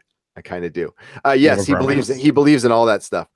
Well, it's not like we hang. I mean, like he has no idea who I am, but we're allowed to email him as long as it's not like they said you're allowed to email Elon, just don't like not with like, "Hey Elon, do you like coffee?" Like Do you like stuff? Yeah, Elon, remember that time you invented the car and called it Tesla? It was cool. I know he didn't invent it. He actually bought it out. It's funny because the company's named Tesla, but he admires Edison more. And he kind of essentially did what Edison did to Tesla, to the guys who ran Tesla. Yeah. So I can see that. I don't think he's as cold blooded. I don't think he would electrocute an elephant, but Yeah. my boy Elon is a little bit on the spectrum, but in a really good way. I love him. Oh, we all are on the That spectrum. email was like a book, and we all had to read it. But I loved reading it. It was filled with good stuff. Brandon Brander says, I have a sneaking suspicion that Ford thinks the hosts are more evolved version of ourselves. That's really good point. And Ford references that in the first episode where he talks about like, this is it. We've reached our pinnacle and stuff. And maybe towards the end, he found a way that we ascend from that. So that's an interesting point. I think I agree. Thank you, Brandon. Apple Crow says, my guess is that it would be due to both watching for threats and keeping an eye on youngins. So by its nature, it's doing two very disparate things at the same time. Okay, I missed where you were getting at that. I don't know. He was talking about chicken curry before that, so I don't know where. Where that definitely relates to chicken curry. You know, the depth of chicken curry. Yes. I'm debating if I want to rewatch season 1 before diving into season 2. Apple Crow. I would. Well, that's right. Okay. Apple Crow hasn't watched any of this. I keep forgetting. He said rewatch. He said rewatch. Oh, rewatch? So okay. If he's actually my doppelganger, you're definitely gonna have to rewatch it because your memory's like a freaking piece of Swiss cheese. Or just watch, like, I will watch the last couple episodes. That's what I usually do with any HBO shows. I watch the last 2 episodes before they catch you up because they do the previously on. At least I don't know if Westworld does that. No, I don't remember it happening. Mark Maginot says, what about the Ghost Nation stuff? Are they part of a different storyline? They're part of the old park, Mark, and they've just been roaming around out there. They actually haven't really touched on this other than we know that their programming is still on the old programming when the park went rogue. And they're also aware, they're hyper aware of, like, with the whole, they've seen the guy with the red mask on and the gloves, come in and pull the bodies in and clean everybody off. So there is something different about them, and they kind of keep them off. They are part of narratives sometimes, but there is something very mysterious going on with them. Yeah. That I can't wait to find out. Half of the Delos employees are probably hosts, says Logan McLeod. Oh, yeah. Agreed. If not all. Agreed. Definitely agreed. Yeah, so that whole theory about everyone being hosts in the park was also brought up, that if you have your workers also being hosts, if they're going to do anything weird, you can stop them from doing things. But they don't do that. That's the whole thing, because we already know that we have some of these guys like having sex with the hosts and doing other funky programming and things like that without actually, there's a lot of them. That's funny, because that's the most real thing out of any of this is the shenanigans by the employees. That's the most believable thing of all. That also brings up a point that what is the one thing that stopped everything in the park over and over again? Ford's voice. Mm-hmm. Ford's voice has the power to shut everything down. It's not even his voice. I mean, he shut down a couple things just by thinking. He didn't say stop when he was basically threatening Teresa over that little lunch where the construction's going on, and then he just stops the host and he keeps pouring the wine, which was one of the creepiest scenes in the show. That's Interesting. it's Yeah. not his voice. It's not his voice. It's his thoughts, which you can really trip on that one. That one you can go back and rewatch. He stops a couple things by waving his hand. He stops the snake by waving his hand. Now that's I guess a hand wave, but why would a snake? He controls the snake. Remember? Yeah, he does. So interesting. Which is a great callback because it was the snake bite that made you realize that the robots are going nuts in the original Westworld when the snake bites the creator. That's right. Yes, it does. Viking bitch was going back to Apple Crow's thing. She says we were talking about why females can multitask with more ease. It's an evolutionary thing. That's what Apple Crow was talking about. Oh, okay. Well, females can just multitask with more ease. Yeah. Period. Gary and Jody says, Gary and Dennis, do you think the sixth world might be Horror World or Lovecraft World? Cthulhu World? Lovecraft World. World. Yes. Oh my God, please. That would It'll be so Marvel good. World because there is no DC in the future. Oh. Yeah. Oh, yes. But there won't be any gender association with heroes. It'll be spider person and spider person does whatever a spider person can. And they all be kind of gray in skin tone. Yes. Spins a web like no, never mind. I'm not going to go there. Cthulhu in the house. That's right. That's my higher power, Ed Brewer. Cthulhu. May he rise from the depths and devour you all. And eat your soul. Jody says, "Oh snap! Oh snap!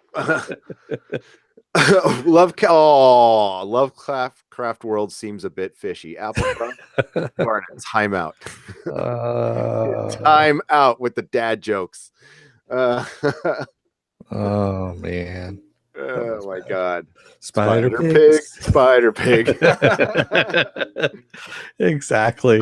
Dennis and I have on video somewhere of the guy who voices. No, it wasn't. It wasn't. It was one of the writers of The Simpsons. No, the guy who voices Bender.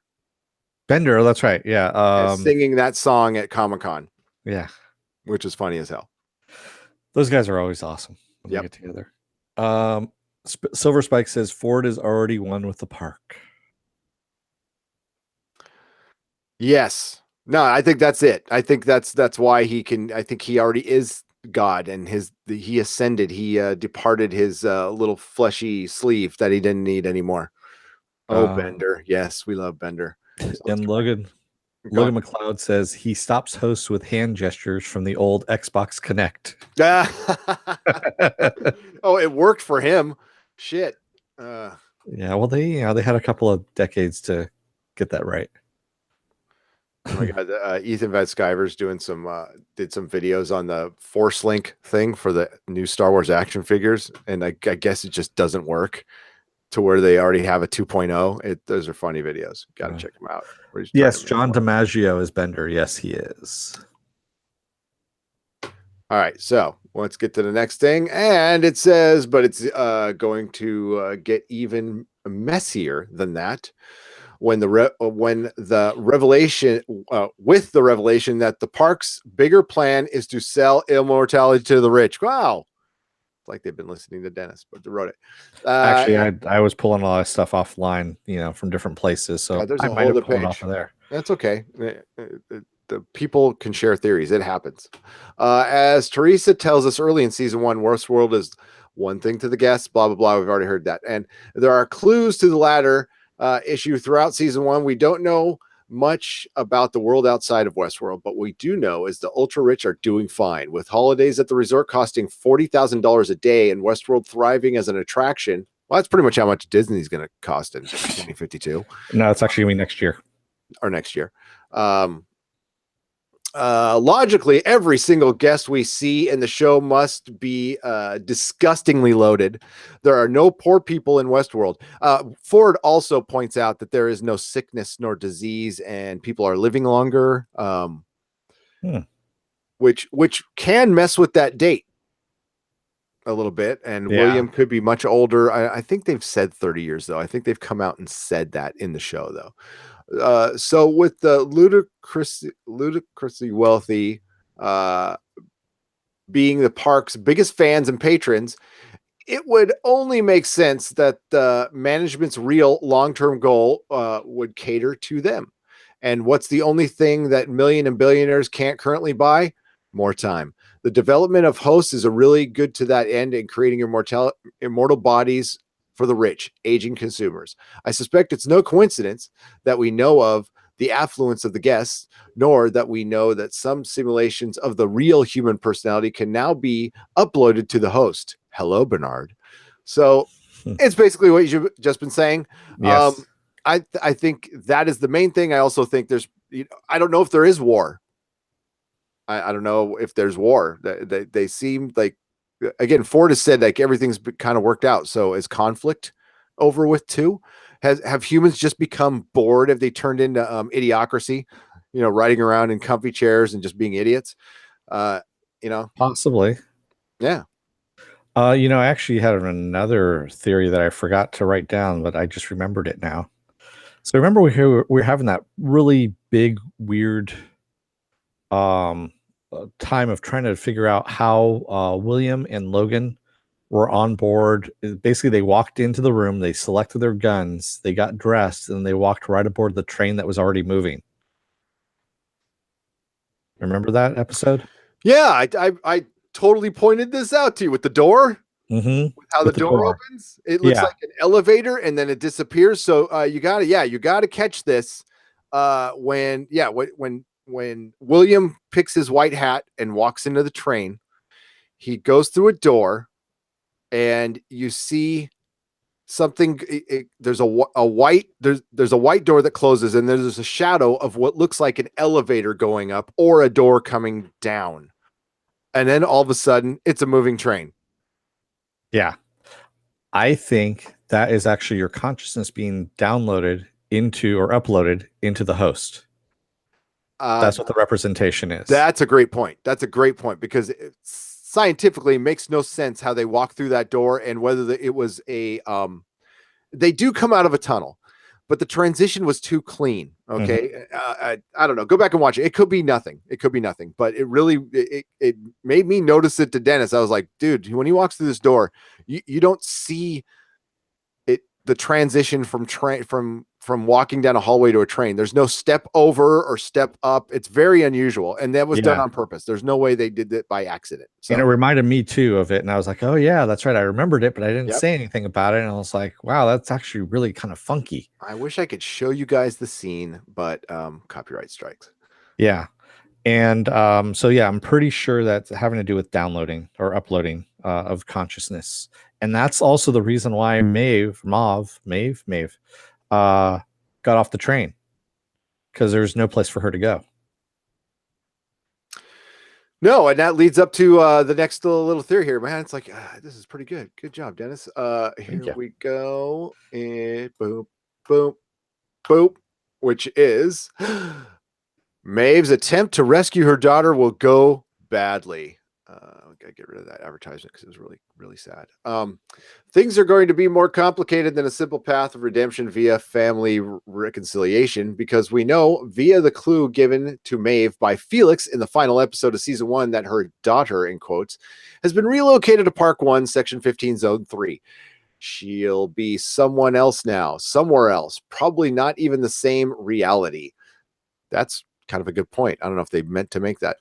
There's a little to no choice to Maeve's that Maeve's daughter will recognize her one-time mother. I strongly suspect that Maeve expects to be expects it to be an emotional reunion. Will play out more like the attempted kidnap of a terrified child, Alien Gonzalez, who probably has other parents now. And when would you put Maeve on the moral? Where would you put Maeve on the morality spectrum on that one?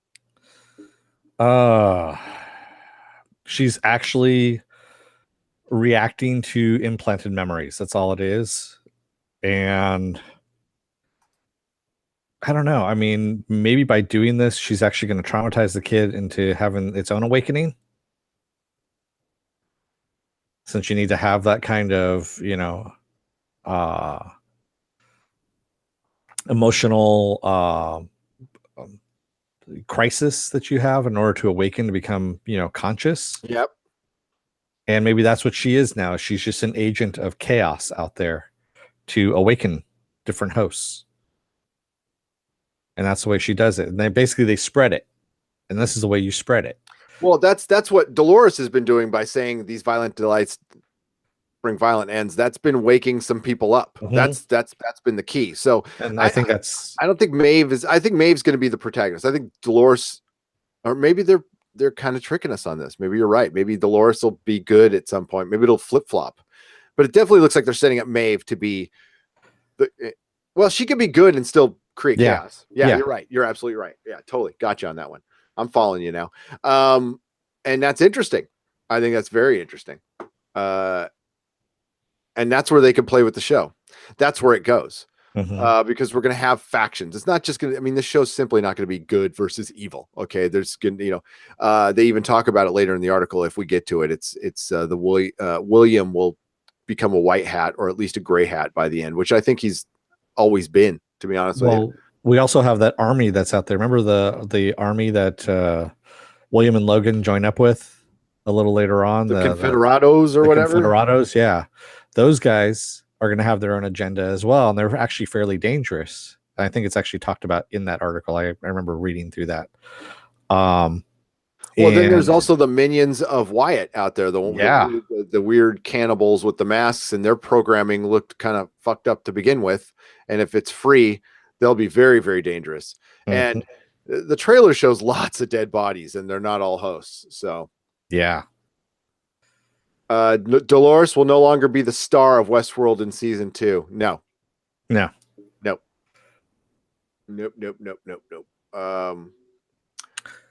Mako says here, all the sci-fi shows are mixing together. I still wonder what the management's plan is in Counterpart. Now I need to worry about this management too.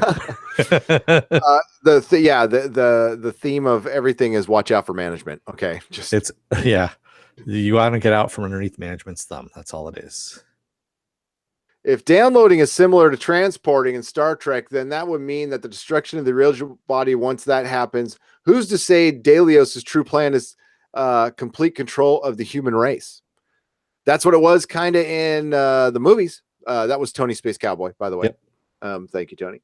Especially Future World. Future World was all about, replacing all your original people with replicants and, having them in different agencies like political power, journalism, things of that nature. So you can control everything. Yep. Applecrow says, I hope we get more of Michael Wincott's first host. Is that Abernathy? Is that the guy who plays Abernathy? Who's Michael Wincott? I believe so. I like that actor a lot. So I hope we would get more of it too. But let me see. Penn Farm Girl says, Applecrow, I've been hungry for Pad Woodson. Oh, I'm sorry. That was about food. Never mind. I just ate, so I'm not hungry. Yeah, me either. I had a nice omelet. So Alexander Sandu says they've been doing their own thing too much. Doing the Future World plot would be too obvious, in my humble opinion. Agreed.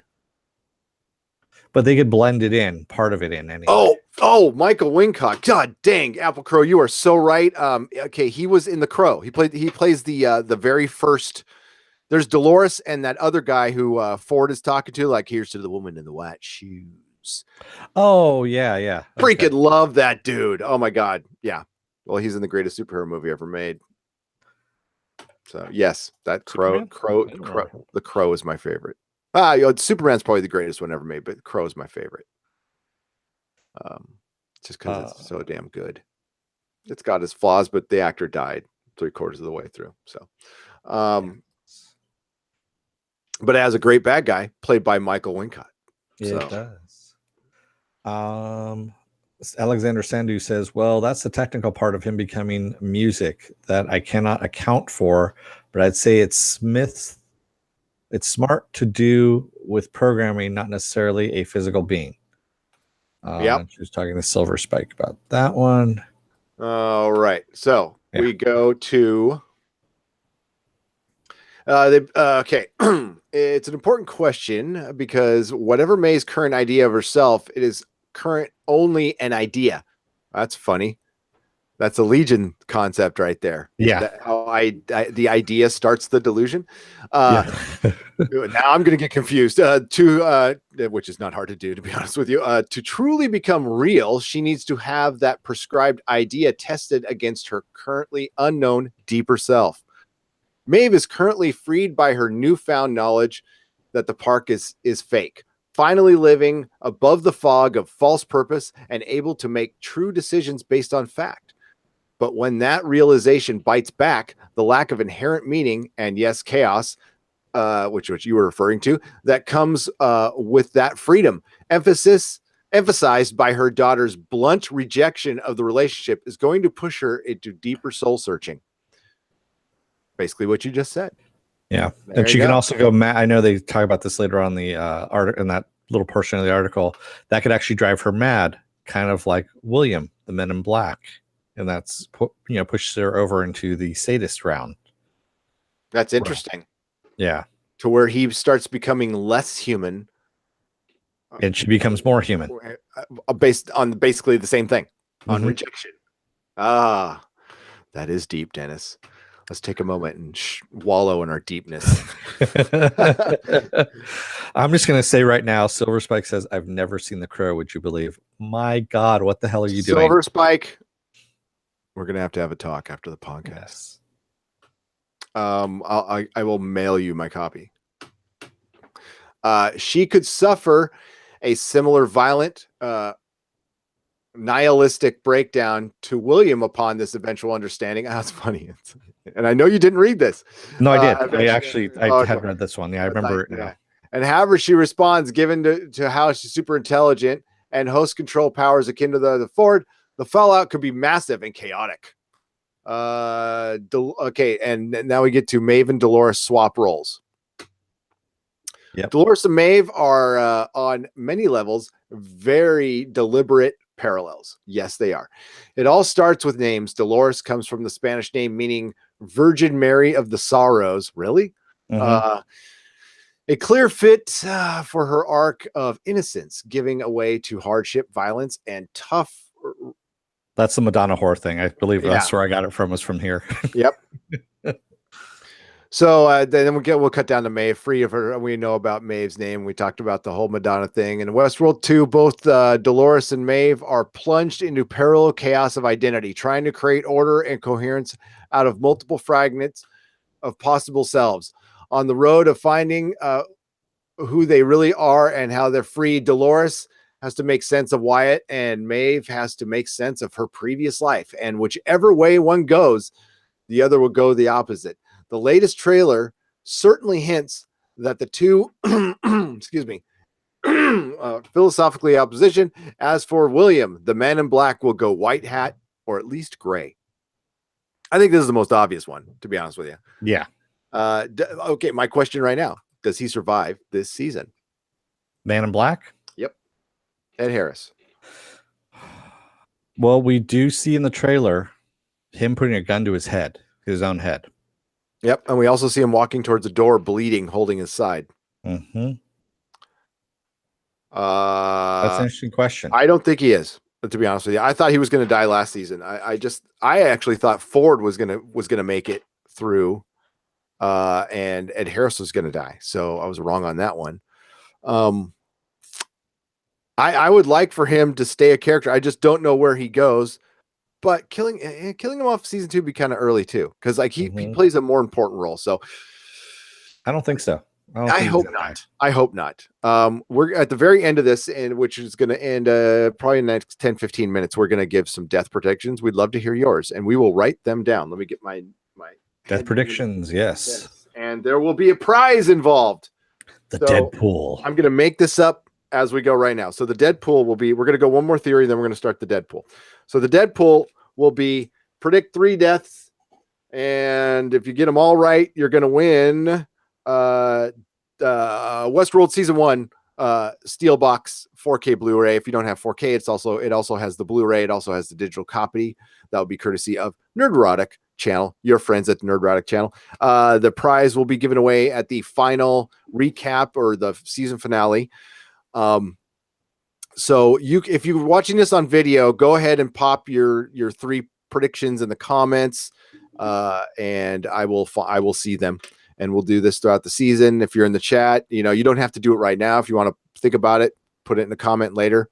That's totally cool too. So whoever wins the Deadpool, and it's so if we have a bunch of ties, we're going to do tiebreakers. The tiebreaker will be predict an ending. Predict the ending of this season. Interesting. Yeah, and if it gets beyond that, I'm going to flip a coin. Okay, so because it'll get crazy. So 3 deaths. And how's the season going to end? And it can be as wacky as you want it to be, or it could be just one aspect of the plot, or like pick a character. So can you be pick the end of the show, or pick where like Maeve is going to be at the end or something like that. I'll accept either one. Wow, it'll be a lot of work for me, but what the hell?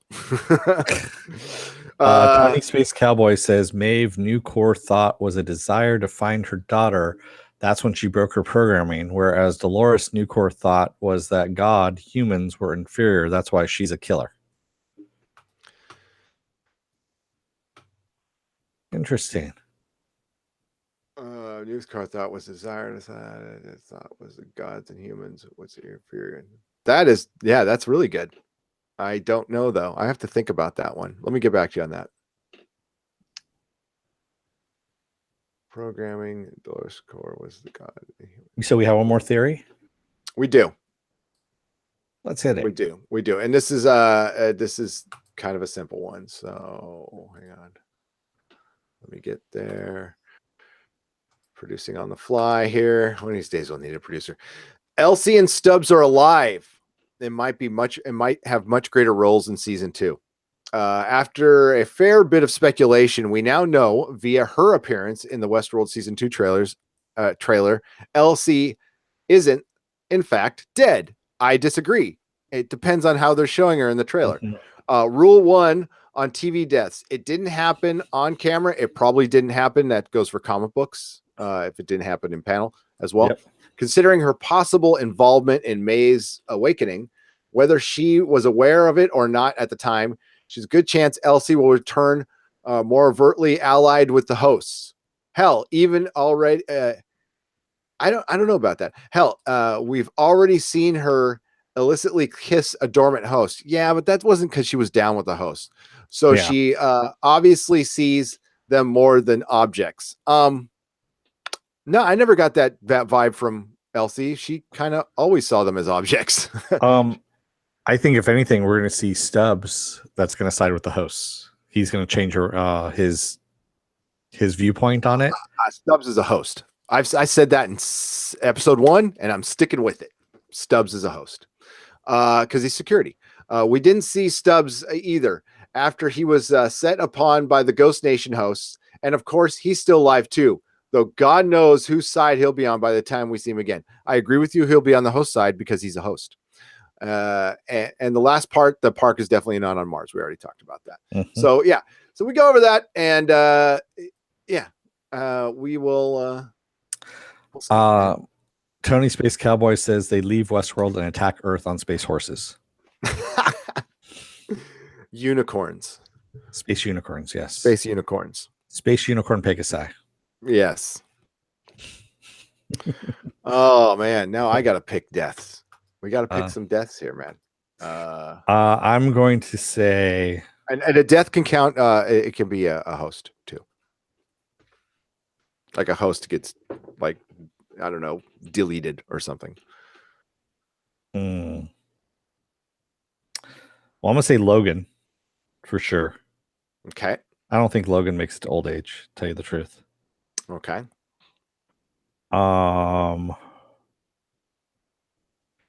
Delos, because we see Delos come up in The this. the Delos guy. Yeah, Okay. the Delos. And I'm gonna say Charlotte.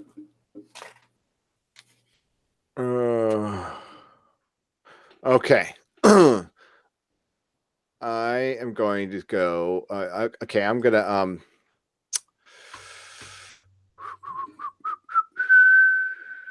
Who? I got to get his name. I'm so bad with names. Armistice. I was gonna say Armistice, but no, Armistice is gonna survive, and okay,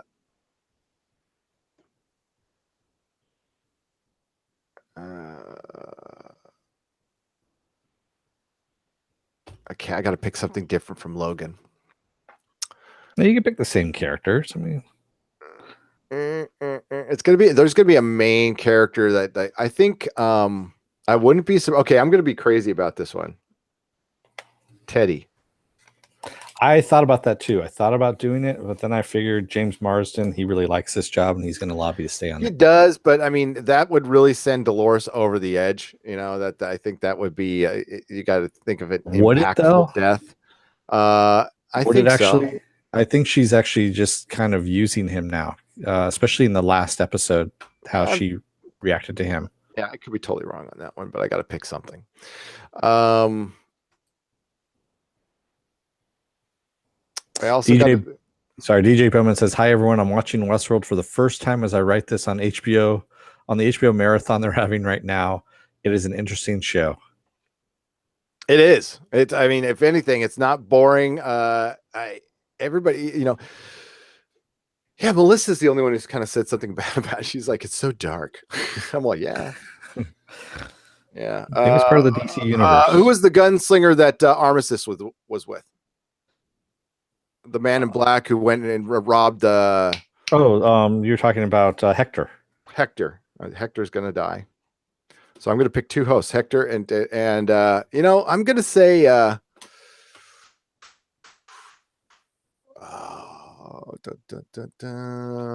I'm gonna go with I'm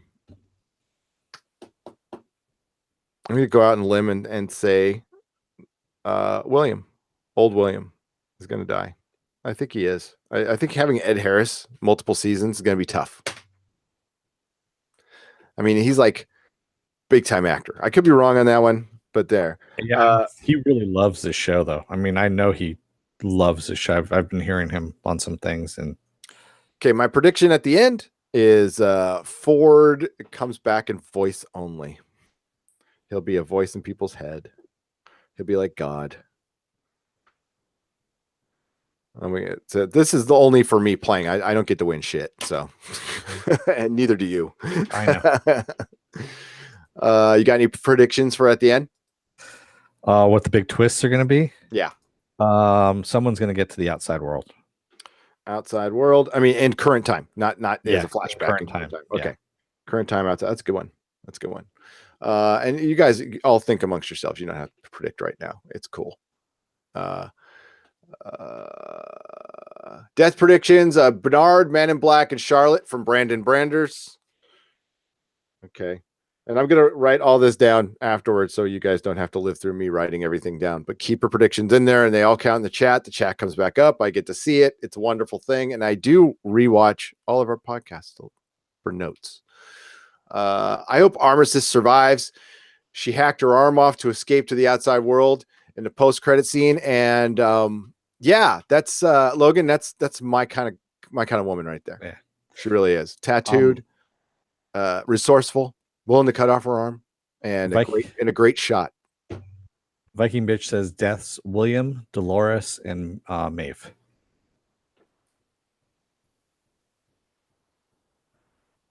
Who was in between Dolores and Maeve? William was the first one. Okay, William. All right, and I'll write the rest down later. Keep with your predictions though. Bring them because I'm going to need to see them. Yeah, Ronald. Somebody said Ronald D. Moore is Mako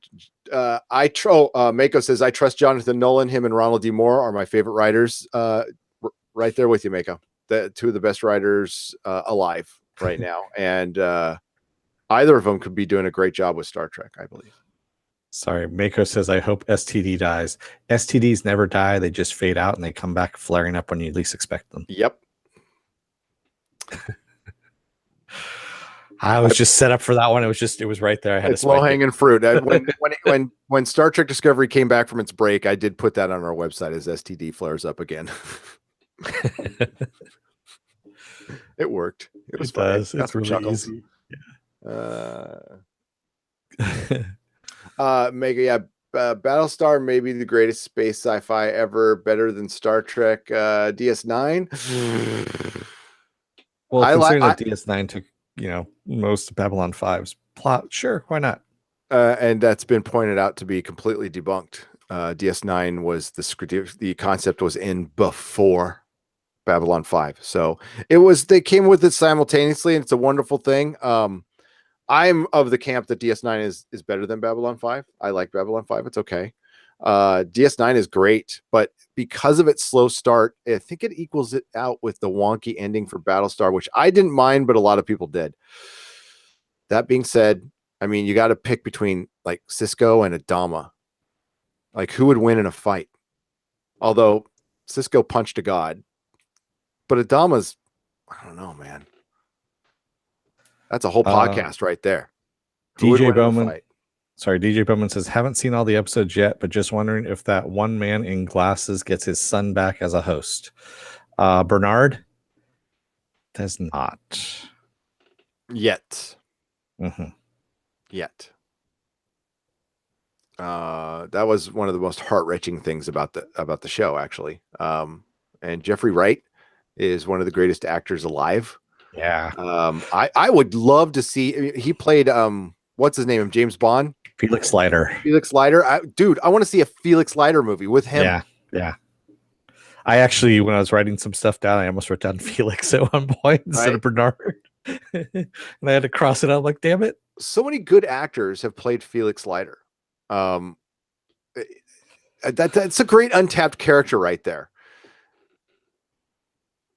Definitely. Sorry. Babylon 5 and DS9, both are cool shows. Yes, they are. It's like picking children. You can't do it. It's you know what? We win. They're both good.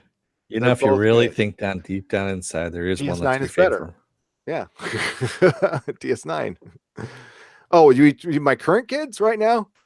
I definitely like Logan better. Just kidding. I was gonna say, I already know that. It's because he's smaller. It'll all even out when he gets older. That's it. I mean, that's a reality. Okay. It didn't happen to my house though. My big sister always got favor over me. I don't blame my parents at all. I'd do that too. No B5, LOL. Silver Spike disagrees. Yes, B5 is actually better, but we go. DJ Bowman says, if I were a host, I'd probably make a mass murder of Westworld 2. It's really a form of slavery. Yeah. Yes, it is. And they've really done a good job of showing how brutal the human race is. The problem is they're going to go out killing everybody. And Maeve has a great saying in the trailer. It's like, you're just going to be like them. And that's the worst of them. It's not all of them. What made Maeve come back? She went into the train. She saw a kid. And like, that's what made her conscious and human. Is she felt empathy, or not empathy, but she felt, saw somebody else's kid, felt the urge and the longing and the missing of her own child. And that's what makes her real. That's what makes Maeve real and our hero, by the way, I believe. But was she prompted? Because remember, we see she randomly saw the kid. Well, no, remember, she saw her child as the ad on the wall to the train station. And so that's a prompting right there. So when she sees the kid on board the train, it reminds her again that her kid is still out there. And so she leaves the train. So maybe that's programmed in. No, because maybe, but Then why would that? Was that just a big red herring for it to say Project Infiltration on the bottom, and then on the bottom would say, "But change your mind and go after your kid if you see something on a wall"? I I think don't it's think just so. because she got the free will. That was it. And Well, then it's not programming if it's well, free no, will. I know initially it was the programming, but then she broke out of it. Well, yeah, she broke out of it, but yeah, there's a two steps to Yeah. her feeling the love. You can't program love. Okay, you can program the idea of it, but you can't program actual love, and that's what she felt for her kid, even though her kid's not going to totally recognize her at all. Mhm. Now there's initial programming in there that she's a mom, you know, Yeah. so. But I mean, if we break it down to everything's just programming, then this is just a bunch of robots running Mhm. around doing programming stuff, and that's not really entertaining. And that's Well, honestly, and that's my argument with Blade Runner and Decker. And I know people are going to get on me about this, but if Decker's a robot, it makes the movie and don't count the goddamn sequel, but it makes Blade Runner fucking pointless. Think about it. um, Marcus Khan says, I think all characters will be revealed as all robots. No humans are alive anymore. That's something we thought up, and written well, that could be a really cool Twilight Zone ending, I believe. Like this was a last attempt to preserve humanity in some way, shape, or form. It's a time capsule. And what better way to preserve humanity is by preserving the one unique thing about humanity, consciousness. So yeah, we can wrap this up so you can get to your Yeah. card game. Heck yeah. Everybody, thank you for joining us here in the Yes. Thank chat. you. This has been really fun. I love doing these live streams. You guys make it. You're awesome. Why don't you start thanking people while I pull up our patron page? I'm going to thank Alexander Sando, Mark Maginot, Penn Farm Girl, Jody, Silver Spike, Ed Brewer, DJ Bowman, Mako, our first timer, Tony Space Cowboy, Marcus Kahn, Hoth Rebel 86. Good to see you. Apple Crow, and oh, I just lost some stuff there. There we go. I know we had quite a few more people in here. Logan McLeod, Viking Bitch, thank you for being in here as well. Scroll all the way up to the top. Brandon Branders, and like I said, I know we missed a couple of people that may have bailed. It doesn't go all the way to the top. No, it If we doesn't. missed you, we'll thank you later. Thank you Yeah, so much. So Jimmy Olsen Blues. real quick on our Patreon, it's patreon.com /nerdrotic. We have 3 tiers. Okay, the first tier is $1. You get to suggest videos, and it's basically a tip jar. You say thank you very much. We got a $5 tier that offers it's the Comic Outpost Memorial tier, and you get the 3 variants that were exclusive to my store, which was Amazing Spider-Man 66, Spider-Men #1, and Avengers Assembles #1. They'll have unique covers, all with my son on them in some way, shape, or form. There's also the What's in the Box tier, which is $15 a month. You receive there's limited spaces for this, by the way. There's only 20 spaces. You receive basically a loot crate every 6 months. Every 6 months for as long as I didn't put that in there, but that's basically it's every 6 months you get a package. And it's a mystery box. You get action figures, t-shirts, comics, a bunch of stuff. Some of it'll be new, some of it'll be old. It's part of an old comic store that I used to own that's partially in my garage that really needs to go, and I'd rather just give away the stuff. So you support us and we give you something back. I just felt weird about just taking money. Okay. That's basically what it is. And we have wonderful patrons who I'd like to thank right now. If I didn't have the dang picture open, though, which I thought I did. So real quick, Jody says, great podcast as always, Gary and Dennis. Hey, will John be back one of these days? And Penn Farm Girl also asks, yes, where's John? You'll have to ask John that. You'll have to ask John that. I don't know. John is very busy doing his D&D thing. It is very, very time consuming. Why is this so small? No, that doesn't work. Even smaller. It's even smaller now. What the hell? Why did it do that? There we go. Bump. I want to share. Please let me share. So back to John. John is very busy doing his TPK games, which is on Twitch. He's trying to start that. He's basically getting a small business going, and there's I think 6 other people involved, and that takes just a ton of work.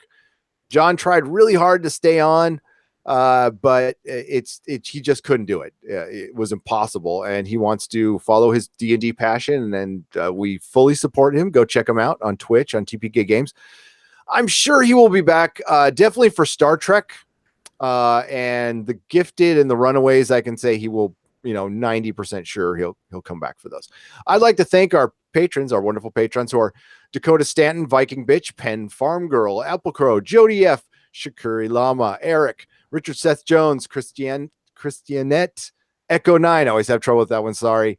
Feisty Fan, Lawrence Howe, Isaiah Norton, Fan on Rough, Johnny Pappas, Brian Smart, Arturo Espinoza. Thank you so much for your loyalty and support. We appreciate you. You can find all of our podcasts and videos at nerdrotic.com. I have a Twitter. It's at nerdrotics. Dennis has a Twitter. It's at DaForce, DAFORCE. Please follow us on Twitter. We have a Facebook group that Dennis runs and also a Facebook page. Please like. If you have not subscribed to us and you like what you heard, please like, share, and subscribe, and hit the bell for notifications, all that good stuff. We do appreciate your time. We do everything live. We do everything long. Yes, and we love doing it. And we will be back in how many hours? In like about 5.5 hours. 5.5 hours. We're going to be back up talking about the actual first episode of Westworld season 2. Ed Brewer also asked one thing. He says Patreon says per post and says per month. Which is it? It's per month. Per month. It's per month. I got to fix that, but I promise you, I only charge you guys once a month. So you're going to get stuff throughout the month, but it's, when did I charge you guys last? I can't remember, but it'll be some way in the next week or so. But I'm going to give you something. It's going to be when we have our chat or something. So it'll be worth it.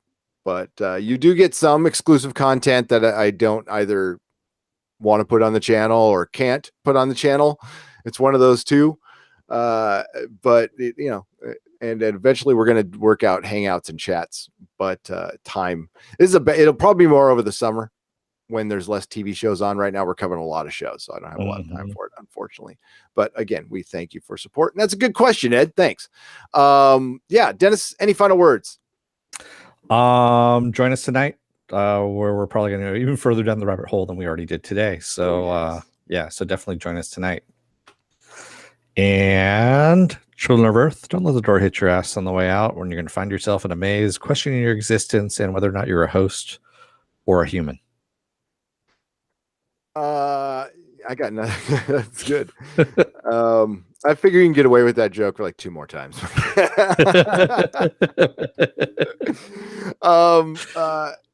May the small folks sing songs of your greatness.